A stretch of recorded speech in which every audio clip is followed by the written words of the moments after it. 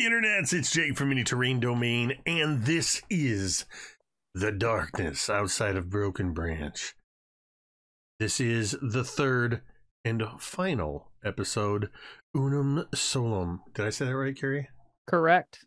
I don't have the thing to look at that tells me You the did. name. No, it's perfect. Perfect. And the reason I don't have the thing to look at is, and you can probably tell possibly by the lighting in some of our areas, that this is pre-recorded. So if we don't react to you directly in the chat in our games or respond to Mythos Dice, just know that's because we're not ignoring you. This is Sunday that we've recorded this. That said, some of us may actually be in the chat watching along with. I can almost guarantee Cari will be there because Cari's there all the time. And I will probably be there, but and this is probably the point where Cari and I have just typed in our greetings to people. Yes. Hello, anyway, past self. Enough with meta time travel stuff. Couple quick announcements is, as we said, this is the third and final episode of this series, The Darkness Outside of Brokenbranch. After which, Mythos Tales will be taking December off. We will be returning possibly in January or February. We haven't really worked out the start date yet, but we are talking to a brand new keeper. Joining the Mythos crew, wants to run us through something. So stay tuned for that announcement. Also, future Jake, please put a link in the chat because we just announced a couple things regarding our Dawnbringers game, which normally would be tomorrow. Dawnbringers is on hiatus until the new year. We are going on a hiatus. Normally we take December off anyway, but a lot of people have a lot of things going on. But also because we've announced recently that the Dawnbringers is coming to an end. When we return in January, it'll be for our last roughly 6 to 8 episodes, finishing up season 6. And then heading into our finale arc, The Rise of Chardalon. So the link that Future Jake has put in the chat is to the announcement trailer that I put together, but is made absolutely epic by the voice talents of the one and only Cari over here, who just did a phenomenal job for that. So thank you, Cari. So please check that out. Of course, you can tune in on Monday nights to catch myself, Cari, Gary, Dwight, as well as Em and Ricky for Scribes and Scrolls, the Candlekeep Mysteries.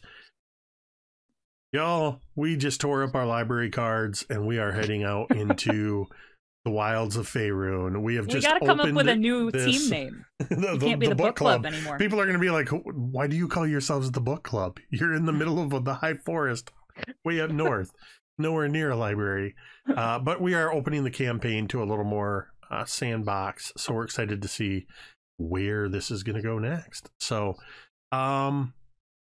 couple last things to mention before we get into our game is, this is Call of Cthulhu. We are all adults here. We may very well be using adult language, and some adult situations may be taking place. Know, first and foremost, that we have safety tools in place amongst ourselves. We have had in-depth session 0 and clearly communicated our lines and veils. But with that said, if this kind of stuff is not up your alley, makes you squeamish, or you don't like to hear people say naughty words, well, then feel free to go somewhere else and check out a different stream. We won't be offended at all if you decide to go elsewhere. And then the last thing is, of course, that we want to remind you, as we always do before we play these games, is that you matter. Your presence here on this earth makes a difference. Whether or not you believe that, it's true. And we recognize that people can be going through a variety of difficulty, struggling in a variety of ways, and maybe you don't know where to turn. So we try to make it a little bit easy for people to find the help they need. All you have to do is type !help in the chat, as one of our moderators or future Jake has done. And there'll be a couple of URLs there, findahelpline.com, or you can check out takethis.org's incredible list of resources. Go to those book sites, bookmark them, save them for yourself, save them for a friend, and remember, you matter. With that, I think it's time to play some Call of Cthulhu, so I'm going to turn it over to our keeper. Hello. So, oh my God, I love you. Go away. Sorry. I have pushed her down 10 times in the last 3 minutes, and she keeps jumping up. Last time on the darkness outside of Brokenbranch, you guys began to explore this cave, and despite a couple of odd flapping enemies, up until certain things happened, this was just a mine. You were sent to investigate by Miss Loraine Schuler because she has not heard word from this mine, which belongs to her, in about a month. And you actually found out, unfortunately, halfway through to your journey, that the young Colin, through curiosity and youthful abandon, actually followed all of you into the mine. After a little bit more of an adventure where Arcanus dove into some water and found some mysterious plans, presumably left by maybe some claim jumpers, you all continued into the mine. And at one point you were confronted by a person who you thought was very, very dead, and then turned out to be very, very not. He turned to you, presumably possessed or something, and said, "Unum Solum, Unum Solum, Unum Solum," in addition to another phrase, which I definitely remember, which was "Solus unus effugit tenebras," which he said over and over and over again in a terrifying voice before presumably breaking his own neck and falling limp to the floor. And I'm actually going to turn you all loose right there. What do you do? Well, that was unfortunate for that guy. Well, I mean, he obviously wasn't dead, right? I mean, I'm fairly certain he's dead now. But, well, yeah, absolutely. But I mean, I knew this guy who had consumption, and he looked dead most of the time. And then I imagine digging in these caves and tunnels, right? You breathe in some terrible things, and consumption does not cause you to break your neck. But the biggest question here, I think, is not whether or not he was dead or alive, but what did he say? As everybody's talking, Moses is going to bring out one of his Colt pistols, and he's going to shoot the guy twice. Wow. Beat me to it. And his body jerks, and his blood apparently it's not seeping out. It looks like it's already still. Maybe this guy, you can't imagine that he was dead for long, but maybe he was. Mr. Jones, was that necessary? Yes. It is better to be safe than worm food. Yeah, I'd rather be able to hear than... you're fine. You're all so sensitive. No. You beat me to the punch there. I was about to put a couple bullets into the body there myself, but I would like to ask you to refrain from firing your shooting iron down in these here caverns as much as possible. I'd like to not be buried here with y'all because of a cave-in that you cause. Yes, that would be possible if I missed, which I do not. Well, no, the sound could do it. But look, the point is, appreciate the sentiment, and I don't disagree with you. But next time, and he puts his hand out, and a knife just kind of sort of springs into his hand. We can do it more quietly next time, okay? And maybe not waste ammo. Yes, we could. I don't anticipate doing that, however. And it goes back down his sleeve. While they're bickering, I'm gonna go take a look at the body. Okay. Come close and go ahead and make a spot hidden, please. Let's see here. It's our last session. I'll go ahead and spend. I'm going to spend.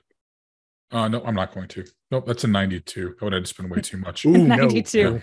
No. You see a dead body that has 2 bullet holes in it, a broken neck, and he is wearing clothes that has pockets. That's I'll check the pockets. Make another spot hidden, please. I love those subtle GM kit tips. That's a great is that a success? Do I get? No, it is not. No, it's still not. Okay. He as has a belt on too.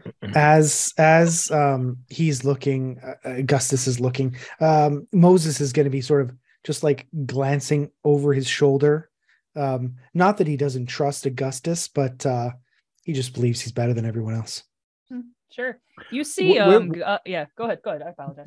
Where's the boy right now? He is clinging to Cassidy like his life depends on it, and I go to Cassidy. I say, maybe I should take him away from this area while they're doing that.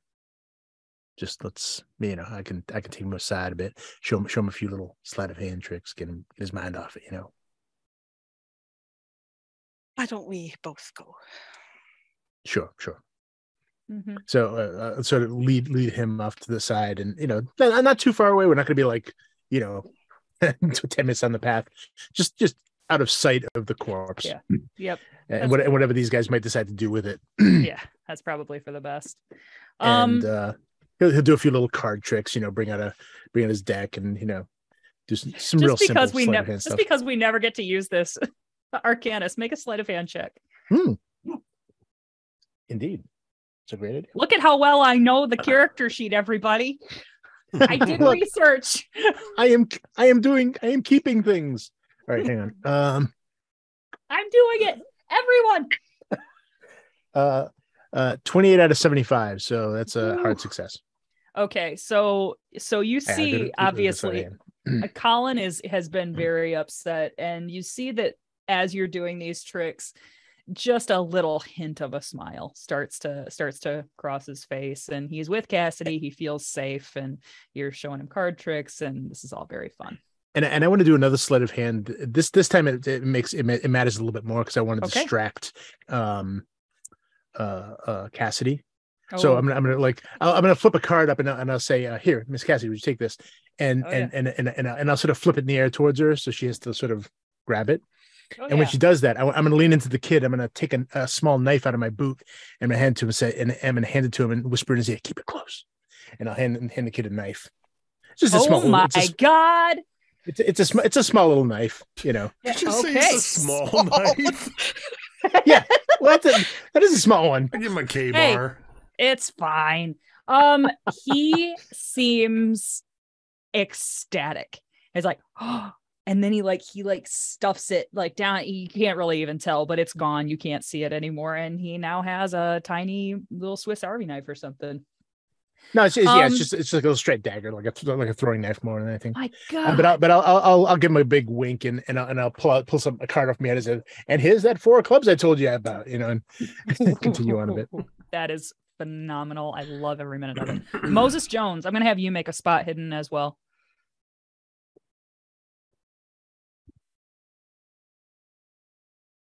That is a hard success. Oh, wow. Okay. So with a hard success, not only do you notice Gus being absolutely flummoxed by pockets, but you also notice that this guy does appear to have something in his pockets. Not that you would know this comparison, but it almost looks like when somebody has a phone in their pocket. It's like a rectangular something. Moses is going to note to Augustus, did you look in his pockets? Yeah, I did. Maybe look again. Oh, okay. I'll look again. If it's a phone, we're in real trouble. And Moses is going to point to that's the twist. He's gonna point to the happy to see him pocket and just make sure Augustus notices it. It's right that pocket right there in that general particular area where that sort of lump is would be great. Mm-hmm. So, Gus, third time's the charm, and I'll give you a bonus die. Make a spot hidden, please. I just want him to fail it. Me too. Yeah, that my lowest was a 68. So is that still a fail? Mm-hmm. Moses is going to sort of cup his hand in his face, and he's just gonna grab it himself. He's like, "This is ridiculous. This is why I work alone." And he's gonna grab the thing that was in the pocket. Okay. So Moses, what you see in this guy's pocket is it's kind of a stiff like rectangular piece. Shut up, Gary. And it's a rectangular piece of metal. You would see it's a tin, and it is a tin type. And you would notice it's very similar in size and shape and everything to the one you got from the girl back in town before you all left. What is on this tin type, however, is different. On the back side, which is actually what you see first, are it's etched words. On those tin types, they didn't obviously like write on them. They like etched into it so you can see. And what it says is "Good friends at Hannigan's Rest, Brokenbranch, 1855." And this is, by the way, the time you guys went down in the mine was 1865. So this appears to have been down here for a while, or at least the picture is that old. Yeah. So the picture is out front of a saloon that looks like, astonishingly, well, I'll tell you what, I'm going to have you make a... It looks like Miss Loraine's. I didn't say that. Go ahead and make an investigation, or not an investigation. That's not a thing in this game. Go ahead and make an education or a no check, please. An education or a no check. That's just one of your characteristics. Or a no check. Well, luckily for me, I know everything. Yeah, I mean, that's generally a theme. So that is a hard success. Attaboy. So, yes, you notice that this bar does look like Miss Loraine's. There's a lot of people out sitting on this like banister that's out in front. Like it looks like almost the whole town sitting out there getting their tin type taken. What strikes you, however, is that the sign does not read Miss Loraine's. It reads Hannigan's Rest. And these people are all just seemingly taking a picture. And there are people that you recognize from your very brief time in town. There's the people who own the general store. There's the Ramirez family. There's the people who own Eberhardt's guns and munitions. So, and they don't appear to be super duper old, like super aged between when you saw them in this tin type. So it's kind of an odd picture, and that's what's in it. Moses is going to flip it over to Chick, and he's going to say, "What do you make of this?" Chick, you see all the same stuff, and you note again that the back says Hannigan's Rest, Brokenbranch, 1855. Chick, as well, I'm going to have you make an education check, please. Let's see. That's a 26. That's a regular success. Okay. So, Chick, you've hung around Brokenbranch. You've been around. This is very, very odd to you, because you, as long as you have known of Brokenbranch, that bar has been Miss Loraine's. It has never been anything else. So to see it labeled not only on the sign, but on the back of this tin type as Hannigan's Rest is confusing to you. Well, this ain't right. It looks like Miss Loraine's.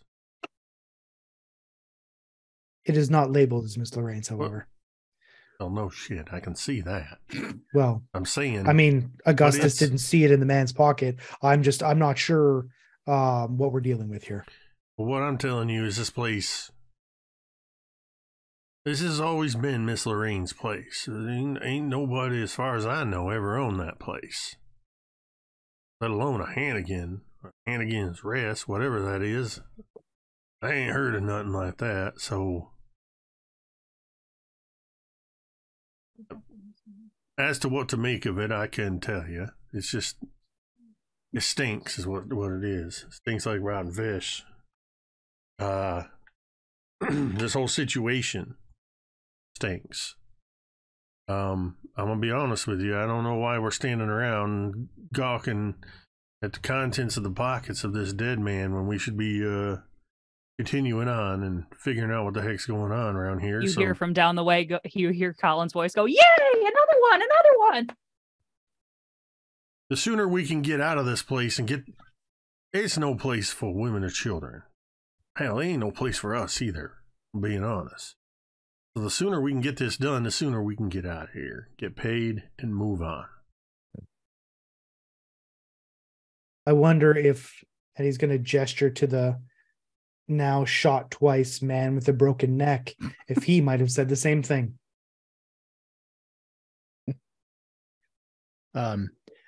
Arcanus is gonna wrap, sort of wrap up his little sort of mini performance with, with his audience of 2 at this point, and he's gonna wrap up with his finale, which involves, he has Miss Williams, take take something, give me a hand, and I flip her hand over and over, and I say, may I? You seem to have something up your sleeve here. And he reaches in and he reaches in and he kind of fumbles around a little bit, just like at the lower part of the sleeve, and he pulls really hard, and out comes a woman's garter. Oh, I'm so sorry. I hadn't realized I reached that far. Here, and he hands it back to you and he gives the kid a wink. Sir, this is 1865. You should not be touching a woman's sleeve. How dare you? Next, women will be showing their ankles, and then society will collapse. It's the end of the world. We should get back though, and I'll head back over to the rest. Leading the child and the woman folk with me. So you all eventually kind of reconvene. Yeah. And then where do we go? What do we do? As you remember, one last little recap from last time. This was at the very, very end. Moses Jones, you looked at the map in an attempt to kind of make a plan going forward. And you realized that the map is different than it was when you found it. Yes. So that is concerning. Yes, it is very concerning. Did you share that with any of us? Not at the moment. Okay. So I say, well, we know where we're going, so let's get there so we can get the hell out. Yes, we will follow this map. All right. After you, sir. And Moses will lead the way toward one of the now different markings. Okay. Yeah, go ahead. Yeah, I was gonna say he's gonna say to the kid, it's like you keep an eye on Miss Williams here for me, all right? Mm-hmm. He gives him a little nudge. And the kid, Colin, he puffs out his chest and he's like, yeah, I sure will. And he's very dutiful about this. Is there any way that, so the map has changed? Yes. But we're in this place. Is there any way that I can make like a track check to see if I can see footprints or anything? Sure. Like yeah, sure. Go ahead. That's kind of all in the realm of spot hidden. So go ahead. Oh, there's actually a track skill.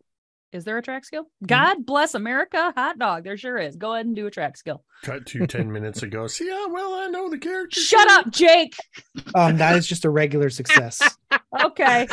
Wow. So Jake, somebody's about to die horribly. I was going to say, you're going to jab the keeper? Really? I'm pretty sure that was not a teacher voice. No, that wasn't. You're right. I apologize. I should be asking you why you're doing the things that you're doing and if you understand the consequences of them. Gary, that scares me more. So here's what you see. Yes, there are tracks, and it's almost less tracks and more like a beaten down path. Like you see, like there's like a unified kind of extra flat part of this. The problem is there are tracks everywhere. going every direction. If you come to a split in the mine, there are multiple tracks going every way. So yes, you see tracks, but no, they don't help. Okay. At this point, Moses is going to mention to everyone, all right, well, I don't think you should be alarmed. However, this is quite alarming. The map is not the same as when we entered. It's almost as though it has been changed. Everybody make a sanity check. Let's see how alarmed they are. Wait, even me, because I knew about it? You saw it before, and I didn't make you make a sanity check before, so go ahead and do it now. I got scared for a minute there. It's an 18, so I'm okay. I'm okay. It's 22. I'm good. I'll make it. I saw double zeros and I got scared. Okay. I got a 9. Okay. So bodies swinging their necks around and breaking them. Yeah. Phases Cassidy not at all. Yeah. But a map changing gets her. Yeah. Mm-hmm. Horrifying. I failed. It's horrifying. If you failed, you take 10 sanity damage. Jeez. If you succeeded, I told you it was going to be a meat grinder, y'all. It's a brain meat grinder. And if you succeeded, you take 5. Okay. 5. That phrase is very disturbing. Grinder. Brain meat grinder. Yeah. I thought it was just me saying numbers. You guys gave me a hard time for how I say 1 and the other 1. Okay. I mean, so this is alarming. Arcanus probably just thinks he's reading it wrong. So he's going to go over. It's like, look, yes. I don't mean to, can you let me finish? No.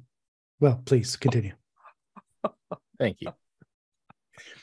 I don't mean to disparage your map reading skills, but are you sure you're reading it right? I mean, there has been a lot going on, and it is rather confusing. Maybe you should consult with Chick here. He is the spelunking expert in our group. It's 2 points. I mean, don't feel too bad on yourself there, Jones. It's not uncommon in your unfamiliar territory like this, especially when you start working your way up and down through the layers of the earth, to make a mistake and turn a map upside down and look at it wrong. We all do it usually, and when we're learning how to read maps at a young age, but it happens. But under stress as well, I assume. I mean, we're clearly in a somewhat stressful situation. Well, what? All right, let's start at the beginning. What does it look like we're going from here? Or do you know where here is? Are you holding the map out?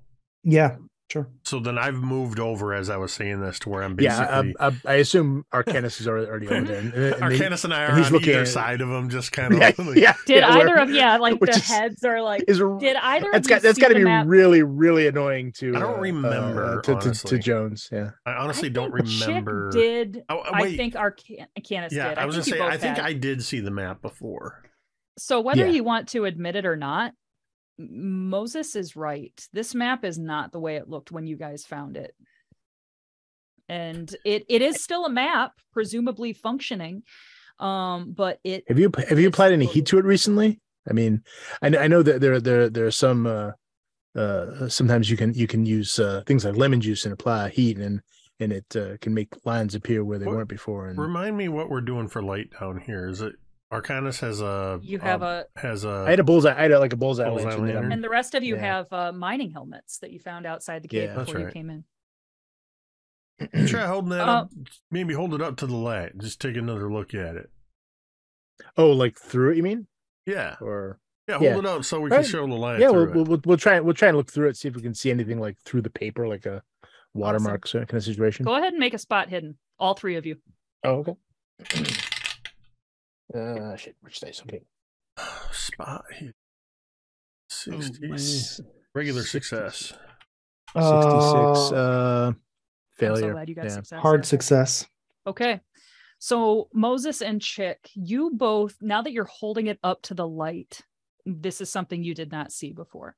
It appears to be almost as we notice, like on today's money, how when you hold it up to the light, you can see like a watermark. Mm-hmm. You see a phrase in a language that I don't know if you know or not. It's Mendacis ibike. And Chick, what is your sanity again? Well, it's 35 now. You know exactly what this means. And this is not in English, so you don't know how you know what it means.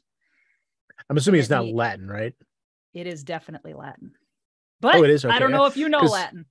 I have 10%. It's I don't know a lot. Go ahead. I have enough to bullshit people during a seance. Let's put it that way. Make a roll.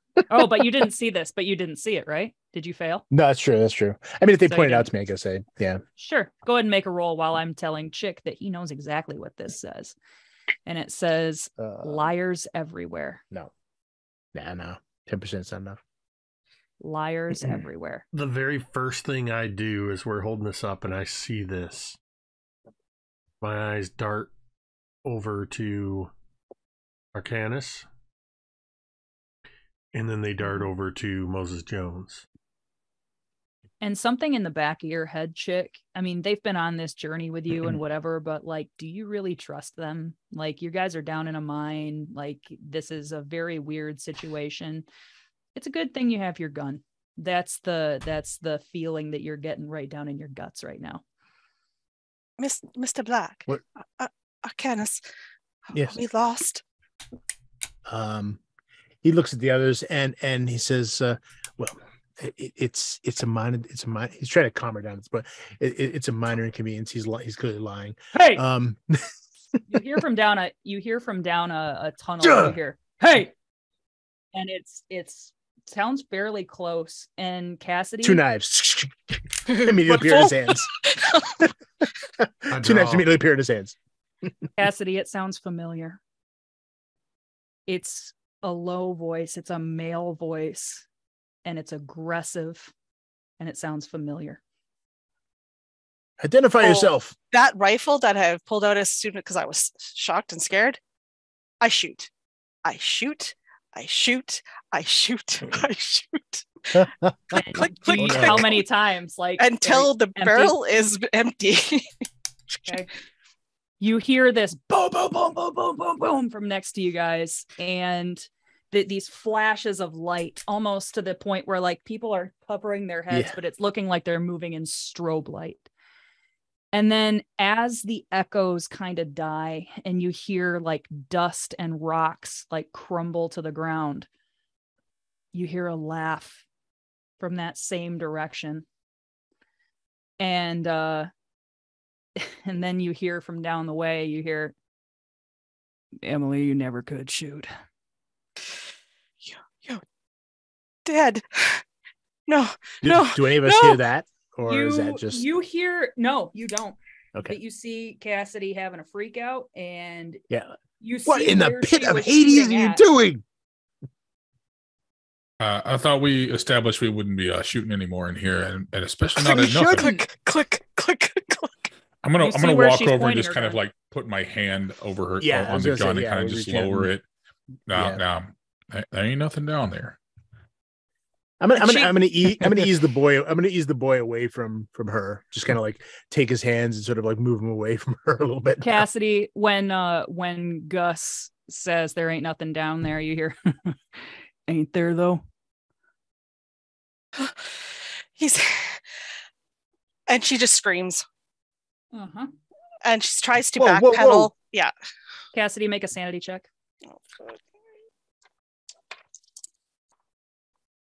Oh my gosh, I rolled a 6. So I passed. Holy crap. Congratulations. This you can handle. Maps you can't. You passed real good. You only take 3 from that. Because this is how about Cassidy? Would you I'm not gonna make you share. You share at your own time. But yeah, guys, something has freaked Cassidy out. You saw where she was pointing her rifle. You saw where she was shooting. And it looks like almost, again, like you see a light, kind of like Arcanus, like you saw with the candle from before. You see a light. Yeah. And again, with these footprints going every which direction, you see a light at the end of a tunnel, for lack of a better phrase. So Arcanus will shine the bullet, the bullseye lantern down that way, and say, Jones, are you working with us or not? What?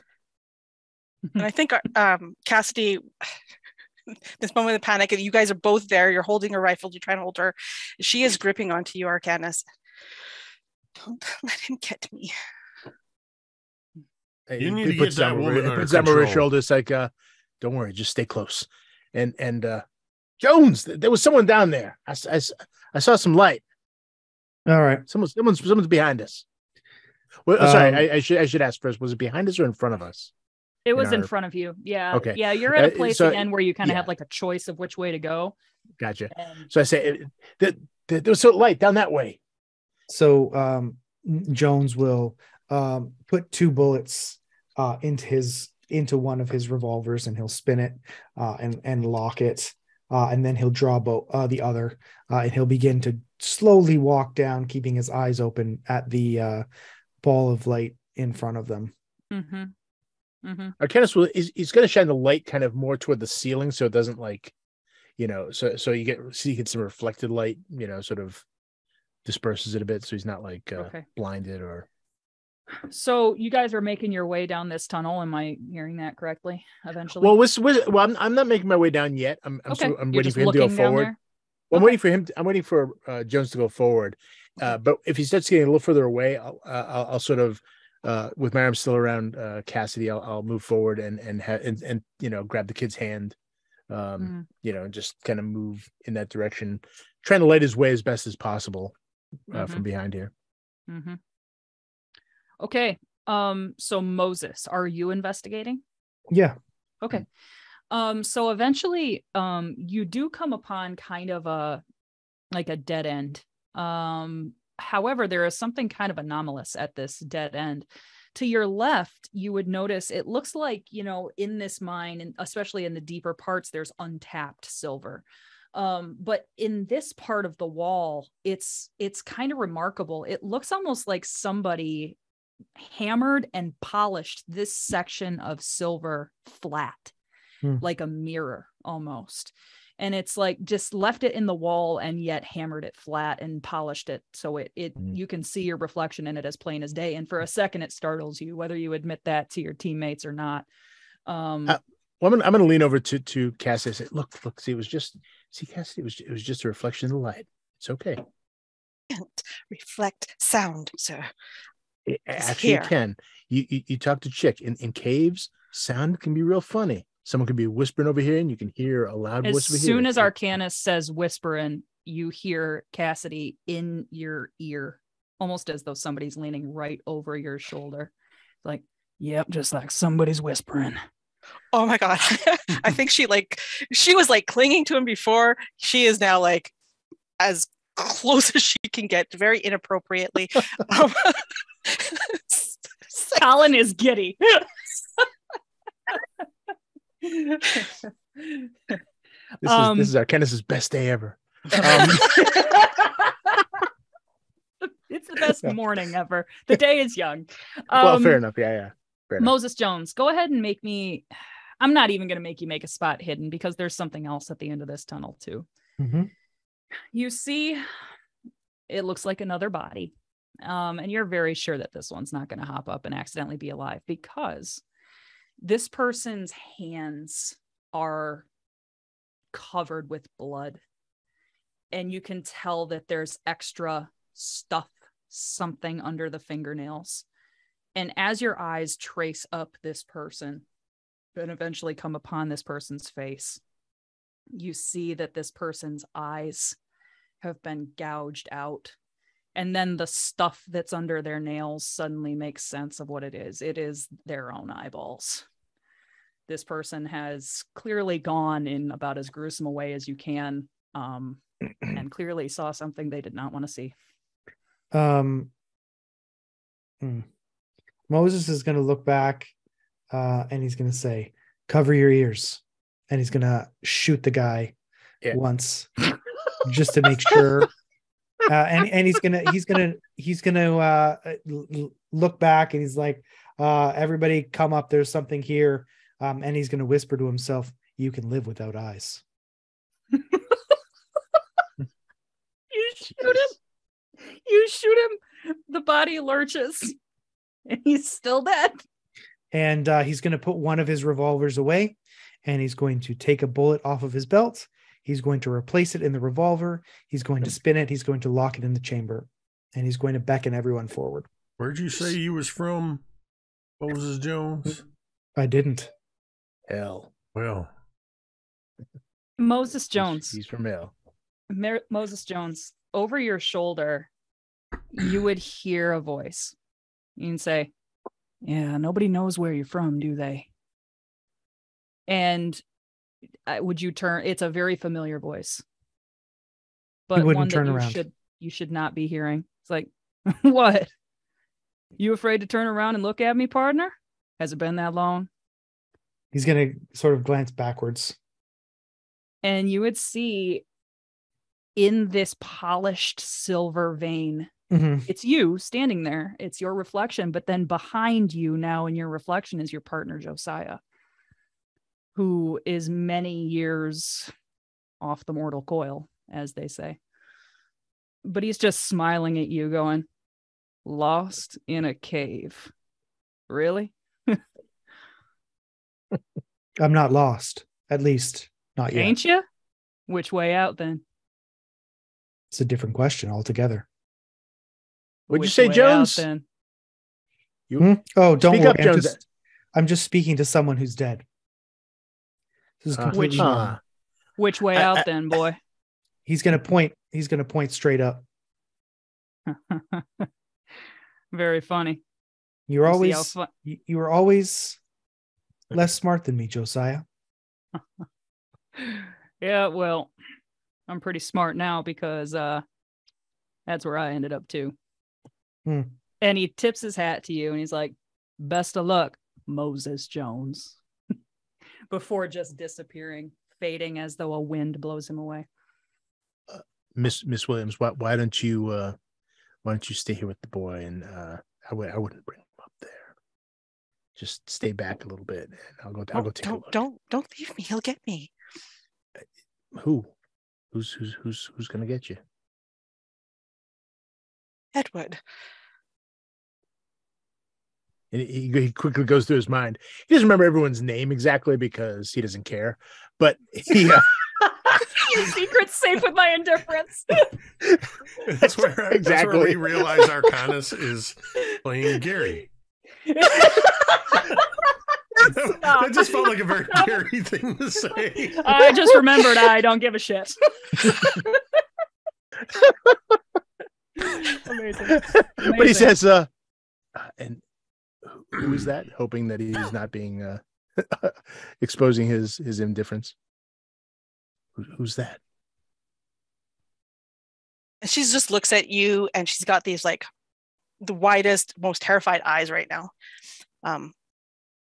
All right. My dead husband. Oh. All right. Tell you what. I'm gonna move forward a little bit. You stay behind me, but don't you or the boy look in that direction. I don't know what's down there, but after hearing Mr. Jones firing his sidearm, I think I don't think the boy certainly should see. And she covers his eyes. Right. Yeah, so we'll creep down sort of the edge of the area, but I'm not holding the light up, but they'll sort of be in my shadow. Hey. Sorry, I was side chatting with Gary about all the sanity damage he just took. It was a lot. oh. Yeah. Okay. So, yeah. Ouch. I'm gonna sidle over to Augustus, who took. I believe you took the gun away from Cassidy. Is that what you did, Gus? Back when she was shooting it, Dwight? I didn't take it away. I just kind of pushed it down and like lowered move it. the barrel down. But I'm just going to kind of sidle over to Gus, who's been pretty quiet during all this. We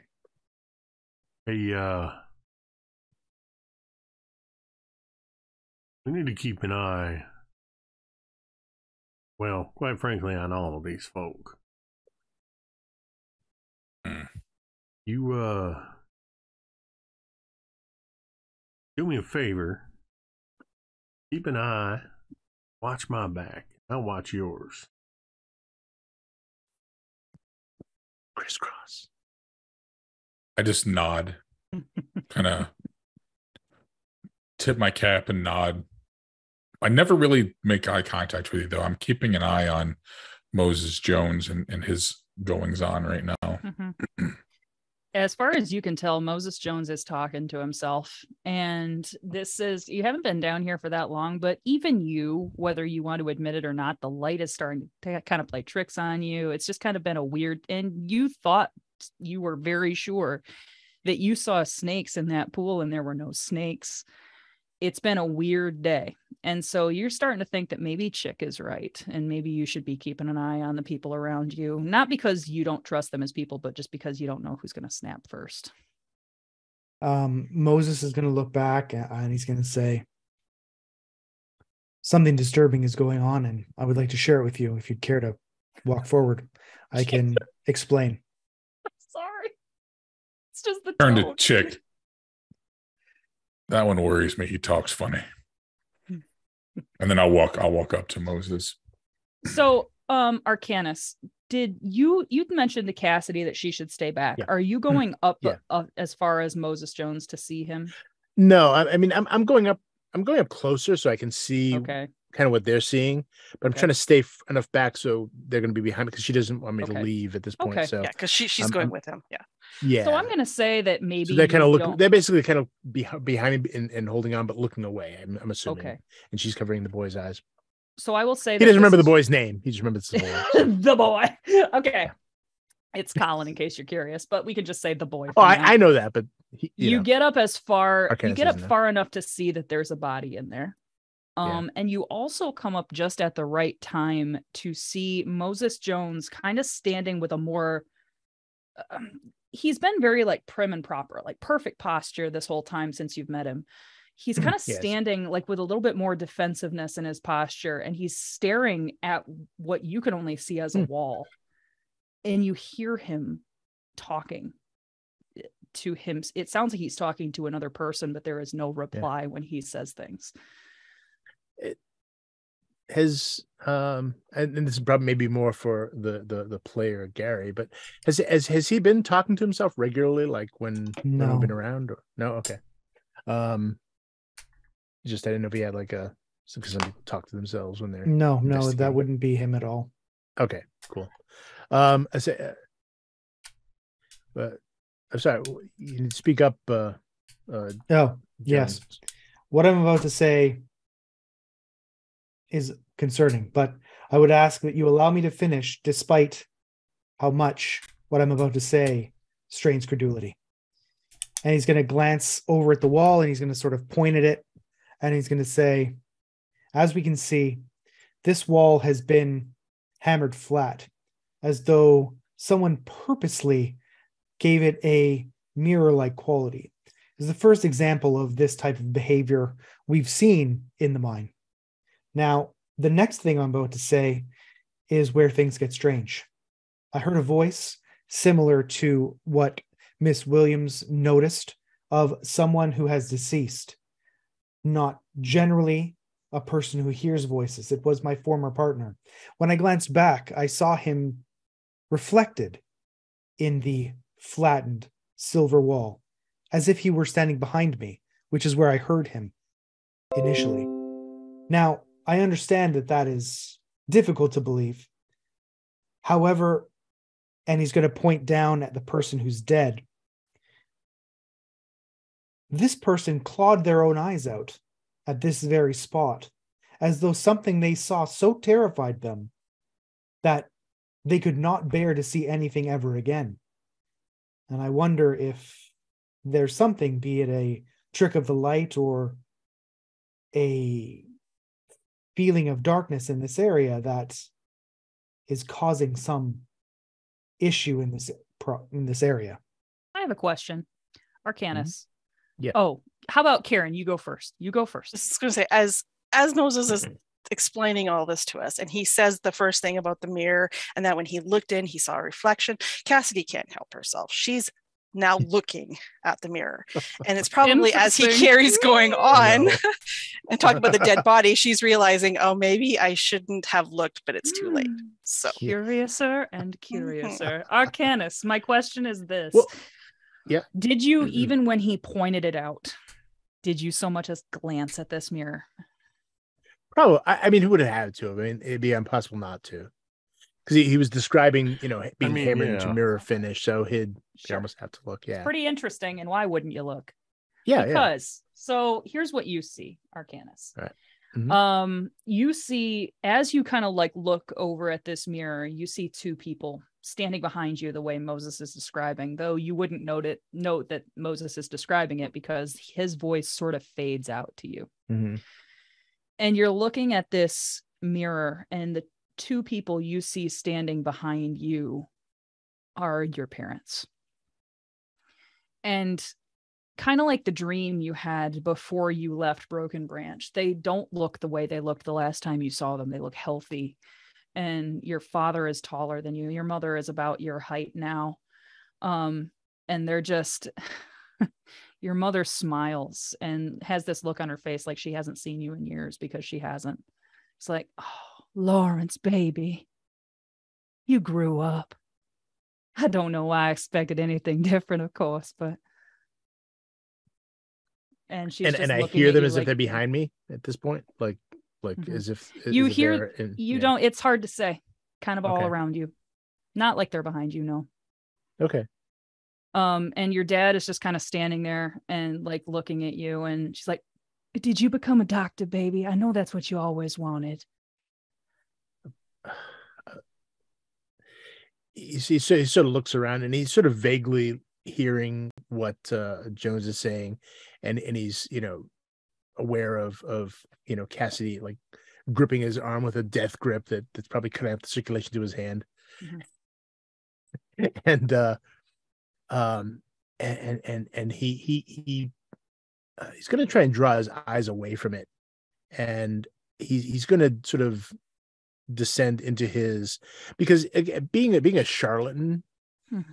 it kind of makes it easier for him to sort of spot mm-hmm. sort of shenanigans. I'm going to say, so if you want to, if you want to try to draw your eyes away, I'm going to have you make a power check. Sure. Yeah.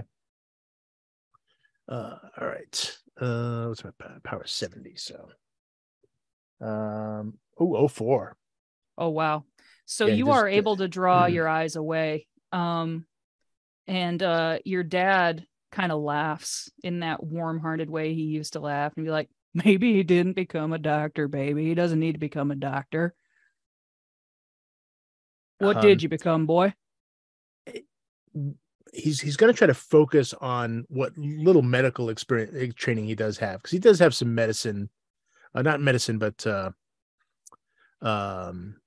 he has some sort of, what did he have? It's something that was related to them. I'm trying to think. Well, his weird science, but there was something I thought he had that was maybe not. Maybe he's just a cheat. He is. All right. So look at me, boy. What did you become? He starts to talk and say, I'm and he's not looking at it. Say,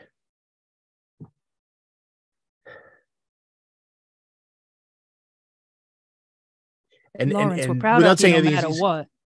He's going to reach into his pocket and pull out some of his special elixir and take a drink, and put away a little cocaine and laudanum and opioids to clear. Have you at any point glanced back at your parents? He's trying not to, because he doesn't want to see that. He doesn't want them to, more accurately, he probably doesn't want them to see him. So and he feels like if he doesn't see them, if he doesn't look at them, they're not going to see, see him. So he's going to focus on. He's going to reach back and grab Cassidy's hand and grip it, and her holding him. At this point, and you hear your mother start to cough, and you hear your dad kind of comfort her, and then he starts to cough too. No, and your mother is like, "Look, baby, he's got a girl. Look at him." And she, yeah, no. Should we be moving on? And he shouts it a little louder than he intended to, perhaps. Like, should we be moving on? Like, I'm gonna have you make one more power check. Sure. And I'm even gonna tell you need an extreme success. Oh no, he did not succeed. Because he had a 79. So you look up at your parents. It's like something is drawing your eyes to them, and they're still standing there, but they are not alive. They are thin and pale, and it looks like standing up, it's the way you saw them the last time you saw them. And then they blow away as though a cloud of dust. Yeah, he sort of, he's trying not to cry, and he sort of gasps, and this hand reaches out, and he closes his fist and sort of pulls it back, and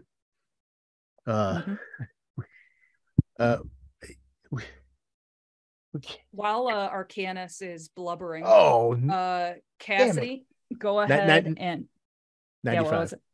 95. Gosh. Yeah. It's gonna hurt. What is your sanity right now? Oh, it's 58. 18 for you too, my friend. Nice.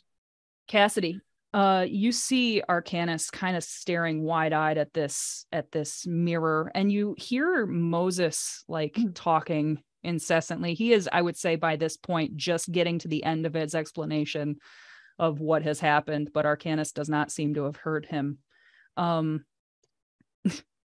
Being careful to avoid metagaming, do you look at what Arcanus is looking at? Well, I would have looked at the mirror as soon as Moses said that he had looked in the mirror and saw somebody behind him. Yeah, so I would have. Okay, so what you see behind you, as you may have predicted, is Edward. He is standing there and he is looking healthy. He does not look by any means like he is dead or has been dead or died the way you thought he did. And he's just standing there and just smiling, that unnerving, damn cocky smile that he always smiled at you. And just standing there kind of with his arms crossed, like waiting for you to say something. You're dead. Am I? You're dead. Yeah, well. I killed you. You're dead. Oh, there it comes. You killed me. Not like the papers said now, is it? How are you here? Well, memories have a way of coming back around. I'm here. That's all that matters. No. I see you have a new bow. Yes, I do. He seems like a fine, upstanding man, as Arcanus is like crying and like having this breakdown. It's like, he's more man like than you are. Well, and then she cringes a little bit as she said that. Yeah. When you said that, he kind of did like one of those at you, and he's like, yeah, well, I suppose we'll find out in the next few hours. Good luck, baby. I did always like you more than most. And then he kind of, with that last like smile and know-it-all tip of the hat, blows away as though dust. I think she sinks to her knees at that. Just the strength has gone completely out of her body. Just falls to the ground. I would kind of imagine if she kind of goes down, still holding my arm. That I was going to say, Arcanus is probably going to follow her to the floor at this point, because he's suffering himself as far as his vision goes. So I almost forgot. Kaeryn, make a sanity, please. I would imagine so they both fall together and sort of lean into each other instinctively, and he begins sobbing as she's sobbing, both of them together. So I succeeded. Congratulations. You take 9 points of sanity damage. Okay. Gus and Chick, you hear weeping start to echo down this little tunnel. What do you do?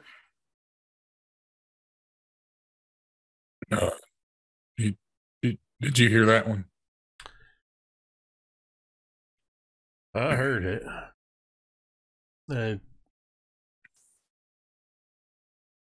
Like I said, you watch my back, I'll watch yours. Got it. So we're heading down here then, right? Yep. And I'm gonna lean forward like I'm about to take a step, with the intention of, if you're moving forward, that you actually lead the way, Gus. Whether or not you actually do. No, I would have been leading the way anyway, so. Because I'm intentionally putting myself behind you and placing my hand on the butt of my pistol in its holster as we move forward.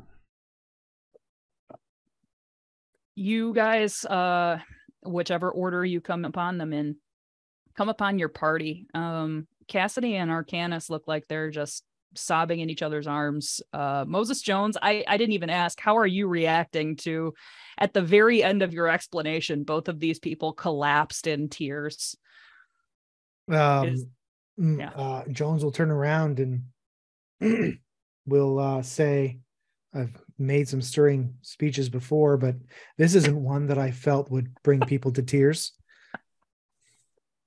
And yet here we are.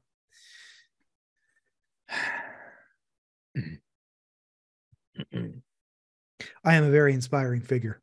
Chick and Gus, I mean, are you looking at the mirror, or are you just kind of still taking? I'm going to be honest. The way you described it, it kind of feels like it's hard not to look at this prominent. It is pretty big. In this room. And as you're kind of just trying to take inventory of what's going on here, I imagine your eyes at least come upon it. And what, Chick, what you see actually is a little different than your compatriots here. You see a very pretty woman. In fact, it's the woman you spent the night with the night before you all left Brokenbranch. She was very, very good at her job. Miss Loraine did not oversell her. And she is just smiling and looking at you like you know everything and that you're going to get out of here, and that she's confident in your abilities. And then farther behind her, you see another face kind of lean out as though just spotting the two of you standing there. And it's your wife. And she kind of sees it for a second and then leans a little farther as though to make sure it's you. And when she sees that it is you, you see the moment of just heartbreak in her eyes. And she just is kind of standing there shaking her head. And then she's saying something, but there's no words coming out. They're silent.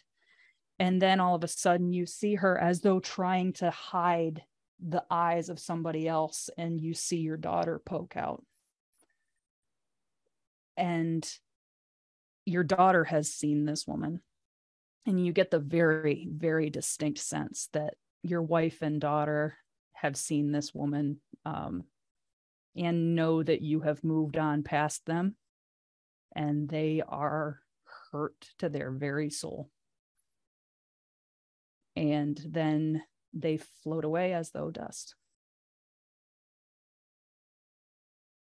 And that's it.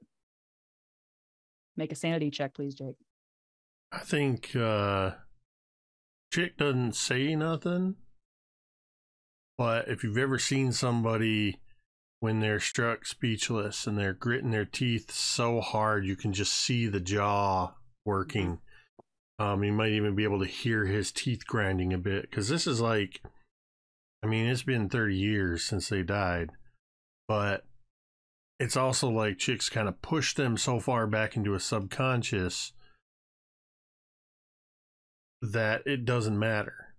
Mm-hmm. But obviously it does. Sanity check is a 26. Ooh, Yes. congratulations. You only take 9. Only 9. Yes, congratulations. It's a celebration. And Gus, I assume you look as well. Yeah. Okay. Yeah. You see a person that you almost don't recognize at first. It's a person about your age. Doesn't look like he's been taking super good care of himself. He's got a beard. But when he smiles at you, you do recognize this person. This is your friend that again shifted off the mortal coil, but as though he had grown up. And he's smiling and he's like, Gus motherfucking Call. How you doing, boy? I don't know you. Don't just grunt at me, you grumpy bastard. How you been? No. You see, now if you were real, we'd have played cards. And Yes. I ain't never played cards with you. And this ain't. There was something in my whiskey last night or something, but that ain't. Gus, hold on a second. Listen, this is as real as it's gonna get, friend. Listen, don't think I forgot about. You know, I didn't forget about none of that. That happened. I ain't here, but I'm as here as I'm gonna be. How are you here? You died decades ago. You can't be here. I know, hell of a thing. But listen, I mean, this mine, it does weird things to people, and apparently it's given you a glorious gift of my presence again, huh? No. And I start looking around at everybody else. Hey, yeah. You look at them, boy. You look at them real good. Gus, don't trust them now. Well, see, here's the thing. I ain't gonna trust anybody but one or two, and they aren't on the list, and you are not on the list. So, yeah. What do you mean I ain't on the list? You're dead, and if you're not dead, then you've been. Yeah. I don't know what the hell you've been doing for 35 years. Listen here, you crotchety bastard. I am dead, and there's better fucking things I could be doing with my day. I'm here, and I'm telling you, you better watch your fucking back, son. Well, I mean, I was going to do that anyway, so. Anyway, it's good to see you, you grumpy bastard. Enjoy the rest of your day. And he blows away as though wind. Make a sanity check, please. Ooh, I will. You spend luck on that or no? What? Yeah. You can't. Okay. No, not on sanity. Well, you can spend it to mitigate it afterwards. Correct. Okay. If it's worth if you it. lose, yeah. Then no, I failed. Okay, that's 18. Unless, do you want to mitigate it? So I just spend 36 to mitigate. Yeah, you'd have 36 to have it. Yeah. I'll let that go. Okay. So you take 18, my friend. Mm-hmm. Okay. So I'm gonna just kind of assume that eventually you all kind of come to terms with whatever you've seen here. You've seen the body, and now all of a sudden it makes pretty clear sense as to why whoever this was did not want to continue to see whatever they were seeing. Eventually you kind of collect yourselves and you start to kind of continue on down into the mine. Moses Jones attempts to lead you in the right direction with the map.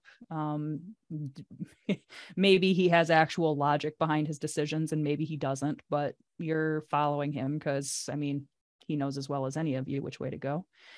We're sort of lingering toward the back, by the way. And yes. Arcana says to Cassidy, say, do you want to get out of here? I mean, yes. Mm-hmm. Yes. I mean, I'm not going to lie to you. I'm all about the money, but I don't know if it's worth this. We're still walking as we're going, of course. With Absolutely, absolutely. We're not going to be left behind. But nope. We came here to find out what happened, and I think we know, and we should go now and take Colin with us. Oh yeah, well, absolutely, and I mean, I'd like to take the others too, but if they're not going to go, I think we need to go anyway. I think we need to get the map. Will it help us? I don't know, but it's better than nothing. I mean, I have no. I'm not sure I could track back the way we went if I even tried.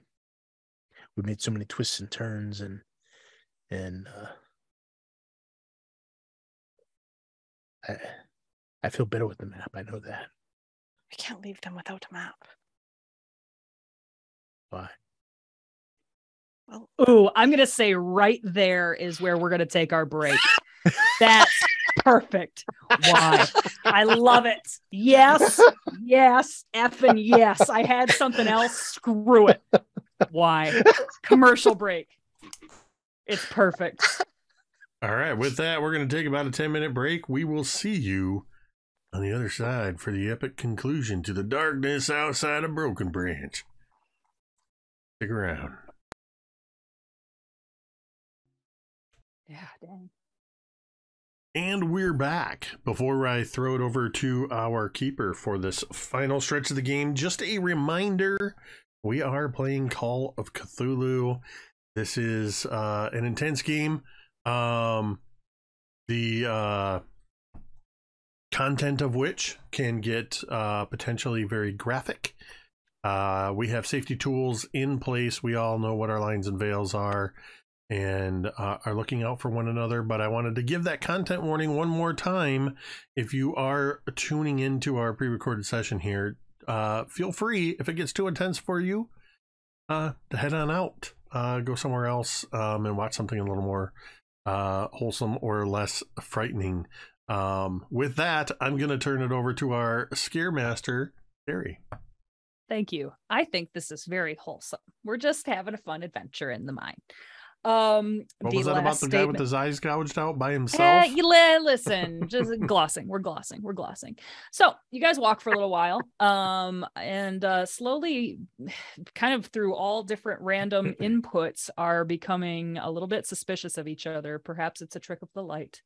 But you guys are making your way through this mine, and eventually you start to smell smoke. Not concerning smoke. Not like Chick, you would definitely recognize like the smell of like oil smoke or like a smoke like something like that would cause you alarm. It just smells like a campfire. And the further you go, it's wood smoke, not it's wood smoke. Okay. It's like hickory. No, it's not. I mean, we would all. I would think we would all have some experience with coal smoke because there's a lot of coal fire nowadays and things like that. Okay. Yeah, it's not that kind. It smells like a campfire. It smells like hickory, in case anybody's really feeling that. But you start to smell this campfire, and as you go forward, you kind of come upon one of those cavernous spaces that Miss Loraine talked about, where you would know that some of these men would occasionally make campfires because it's cavernous enough that it's not dangerous to have a fire. This is one of those spaces. It's about as big as the space that you came into with the pool in it. And actually there is still a small campfire lit here. What would you guys like to do? There's also tents. This is a very recently used campsite. So there's an active fire going though, not just coals? Yes. Okay. There is still just a little bit of flame. It looks like it hasn't been tended to for a little while, but like only a little while.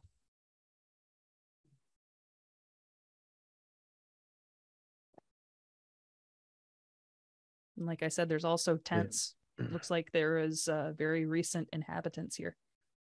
How much can we see of this? I mean, obviously we're limited with the bullseye lantern and the firelight, but like how big is this cavern? So this cavern is about 30 yards across. It's almost perfectly circular, and it's like a dome. You would just notice it goes up probably, I'd say, 20 feet. So it is very high up. I'm going to approach Chick and I'm going to ask him. I'm going to say, this. I mean, I'm not an expert in caves. It seems a little unnatural. I mean, does this look like a normal cave to you, or is this something someone carved out? Or, I mean, I'm not a. There's Chick. not a whole lot natural about anything that's happened since we came down into these caves. Well, no, That said, I understand what you're saying. I got to think about it a minute. How does this look? It looks very natural. Great question. It looks so you would notice there are a couple bits of this that are like, great question. It would look a little bit hollowed out, but you would notice that there are platforms kind of built up to about the 10-foot mark on here. So these men have kind of hollowed this space out a little bit over the years, but otherwise it looks normal. You Chick, maybe only Chick, would have noticed that this entire time you have been walking slightly down. So it's not like you should be poking above the surface. You guys are way underground at this point. So it's reasonably deep, and it's a fairly normal space. I mean, pretty big. Listen, it's natural insofar as it looks like they've been doing work down here for quite a while, and the fact that it has this sort of a dome shape to it is a sign of intelligence in mining. The curved ceiling and walls, the slopes, that's going to actually be pretty sound with all of the earth that's up above us, keeping things safe. That said, the odd part isn't the cavern itself. It's, well, where are the miners?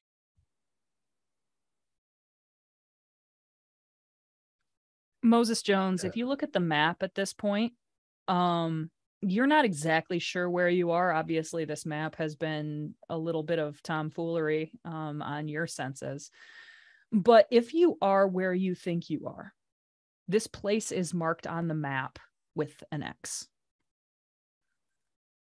And it's kind of you notice the tunnel is going like this, but there's a little bit of a bulge. A bulge. And it's marked with an X. I'm gonna whisper to Chick. I say, maybe they're sleeping in their tents. I mean, honestly, yeah, I have no idea if it's day or night at this point. There's an X here. Are you sure it's here? Yes. I squint a little bit at him, but behind the scenes, he's 45% sure it's here. And what does X mean? It marks the spot where we are.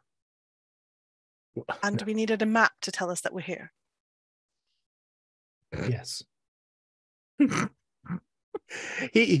Arcane snickers a little, and for, I mean, he was attracted to Cassidy before, but now he feels genuine sort of like moment of warmth for her for that snark.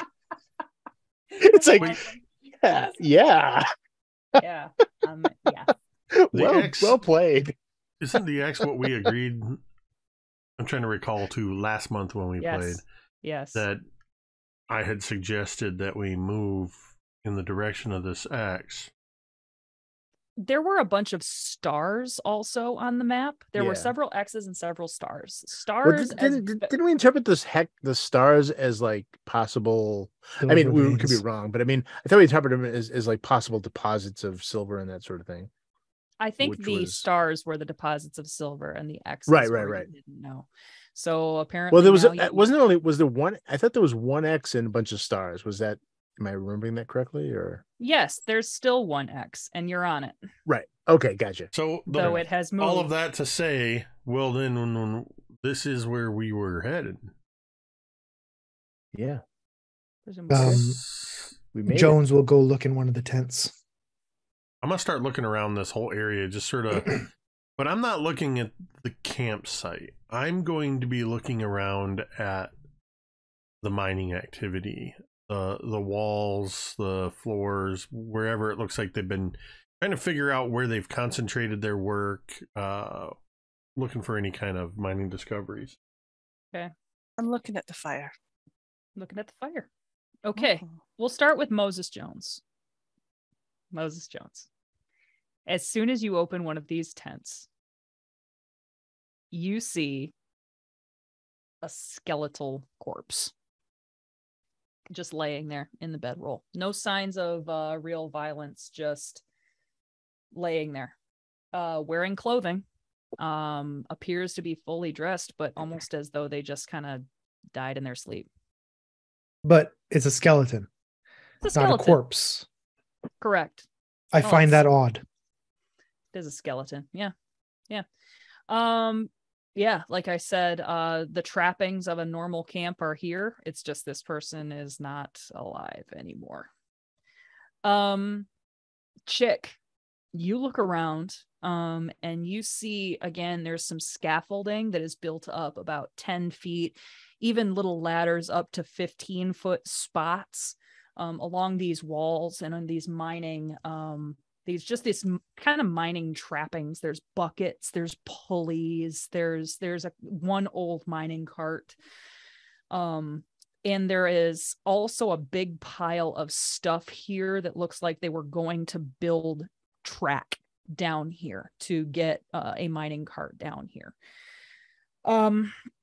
You tell you what, make a spot hidden for me. That is a 20. I'll spend the 8 points to make that an extreme success. Holy cow. Okay, so you see a couple things. You see another phrase. This one looks like it's carved into the wood of one of these scaffolds. And it is, you know what it means. It says Cretus Illis. And again, you don't know why you know what this means. Maybe it's Sunday school from when you were growing up, but you know exactly what this means. And it just means, do you trust them? Yes. Learning Latin in 1800s. You know how it is. And then, well, if you're Catholic, then yeah.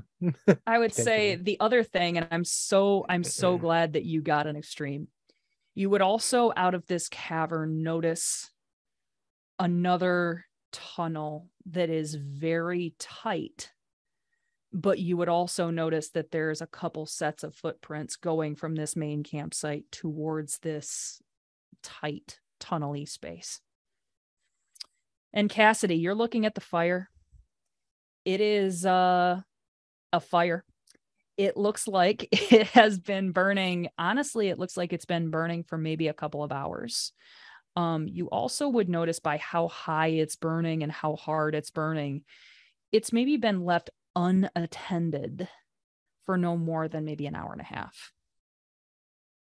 So if there are people in here that you're chasing, you're right behind them, which is encouraging. Augustus is going to take some food out from his satchel, and he's going to hand some to the boy and thanks, Cassidy. And he also takes another little flask of liquor, and he hands it to her. Says, "Why don't you guys you take him and warm yourself by the fire. Stay close." Gus, what are you doing? So I'm going to be kind of like I did before we came in. I want to take a good look through the campsite itself, see what I can find. Okay. Go ahead and make a spot hidden. I'm going to spend 6 to make that a success. Okay. Gus, you would, almost in competition at this point, I imagine, you would be looking around the campsite, and then you would notice Moses kind of staring in a prolonged way at something. And you would go up behind him and look. And I'm going to say, because you succeeded, you notice that this skeleton that is still wearing clothes also has on him a satchel that might be worth checking out.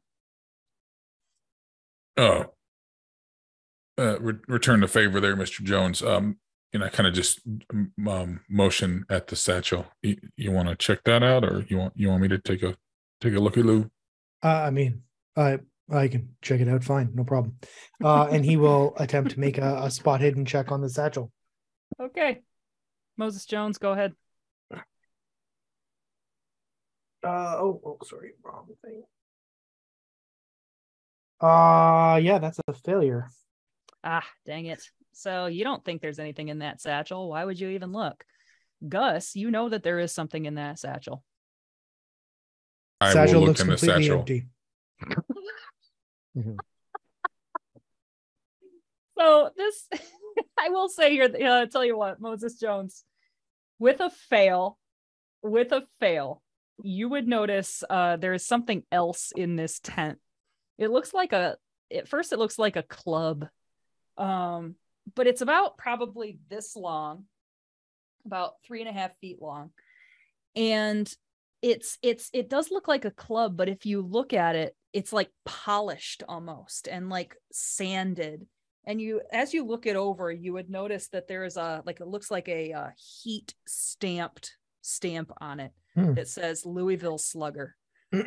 And you would know of a sport that they're starting to play out east. You've heard of it. It's a sport where they hit a ball and then run around bases, kind of like cricket. That sounds stupid. It'll never catch on. It does sound stupid and boring. And like it would take a really, really long time, especially if pitchers start to take a freaking 5-minute break between every pitch. Anyway, obviously, Moses is going to reach in and grab the polished wood. He's going to pull the polished wood out of the tent. And he's going to examine it really closely with his hands. Yeah.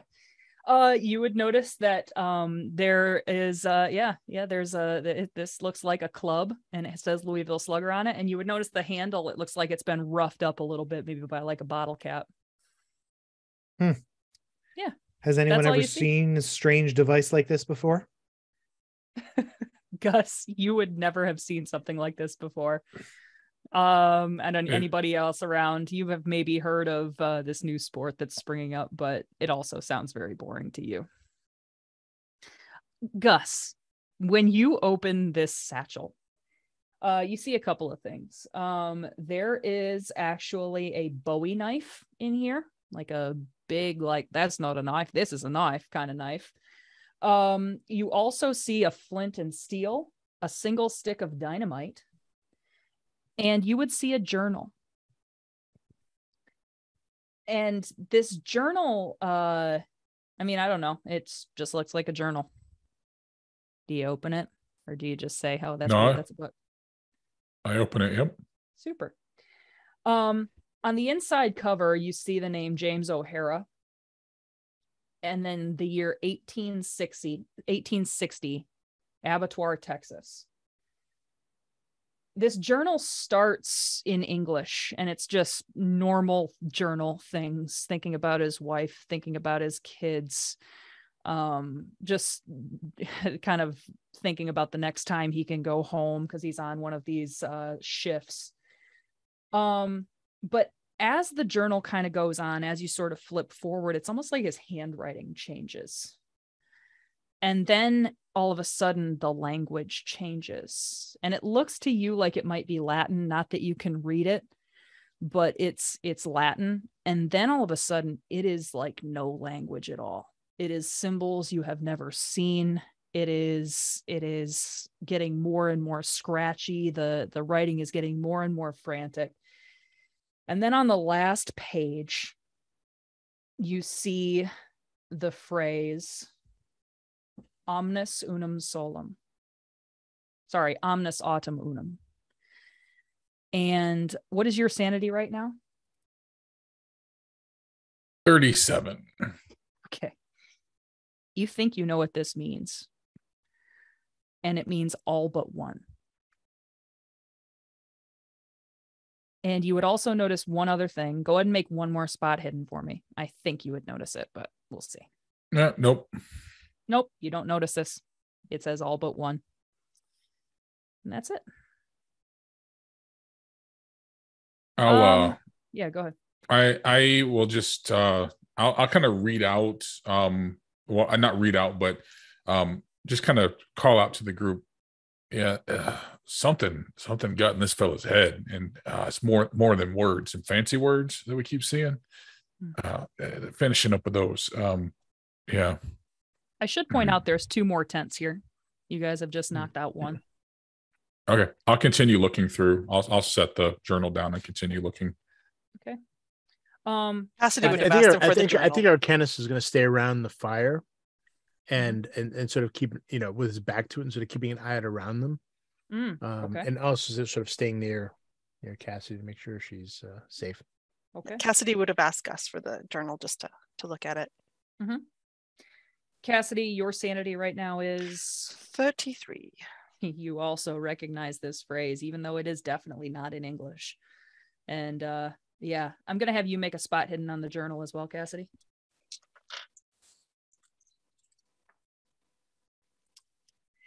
Yeah, that's a fail. You see the phrase. Arcanus, you're just kind of staying with Cassidy? Yeah, I mean, yep. He's seen the other guys go through the tent, so he's gonna sort of stay in the center near the fire. And yeah. Gus, you're continuing to check out the tents? Correct. Yep. Okay. So you go to the next one, and the first thing you notice is the smell. And it is the smell of death. And if you open up this tent, you see a person that is not skeletal, but they are not as fresh as the broken neck dude that you saw in the last session. This guy is starting to rot. He also is wearing clothes with pockets and a belt, and yeah, he is just laying there, kind of like his compatriot. It doesn't look like he's super injured. Make a spot hidden on this guy. Nope. Fail. Nope. 88. Okay, so he appears to be dead. That's it. Yeah, the smell is terrible, and he is just kind of laying there. Yeah, I pull my bandana up over my mouth and nose, and I'll just kind of leaf around. It's not the first time I've searched a dead body, so just leaf around clothing, looking for any kind of satchel or pouch or anything like that too. I'll go ahead and say this guy does not have a satchel or a pouch. He does look like, if you look really closely, you would see that, and this is perfect that you're the one looking. You see that there's 2 holes, like right here. And you would see in his hand or near his hand a bottle about this big, a glass bottle with the cork out of it. And it looks empty. I'm assuming that I would recognize this as a snake bite on his face then, or likely a snake bite. Yep. Probably one of several if it killed him. Yeah. Depending on the snake, I guess. Fuck. We got snake bite in this one. I'll kind of back up out of the tent. Before you do, I'm going to have you make one more spot hidden. That's a 26, so that's going to be that is a hard success. Something in you, before you decide to back out of this tent, some presence of mind makes you grab this bottle. And you see on the bottle, there's a label on it that looks like it's kind of down. It's Cusco's poison. But it's kind of folded down. When you fold it back up, you see Dr. Arcanus Black's magic elixir.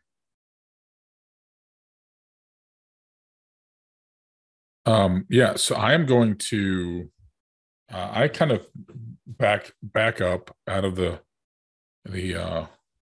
tent, and turn around, and I'm trying to find Arcanus right away.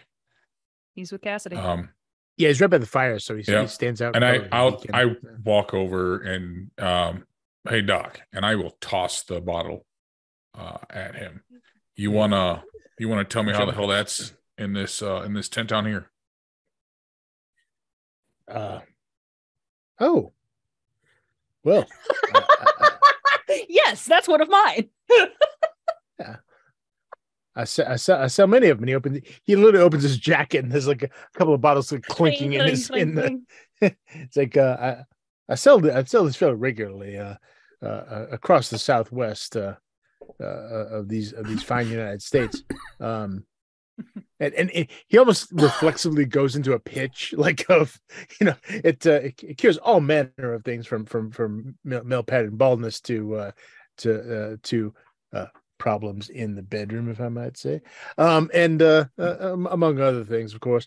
So I'm sure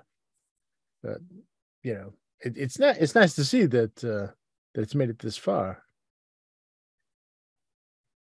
So can you look at that and tell me what was actually in it? Well, I know exactly what's in it. I make it myself. It's well, to be fair, there are a few proprietary ingredients that I cannot mention for legal reasons. But you're talking an awful lot without actually answering my question, Doctor. And that is my forte.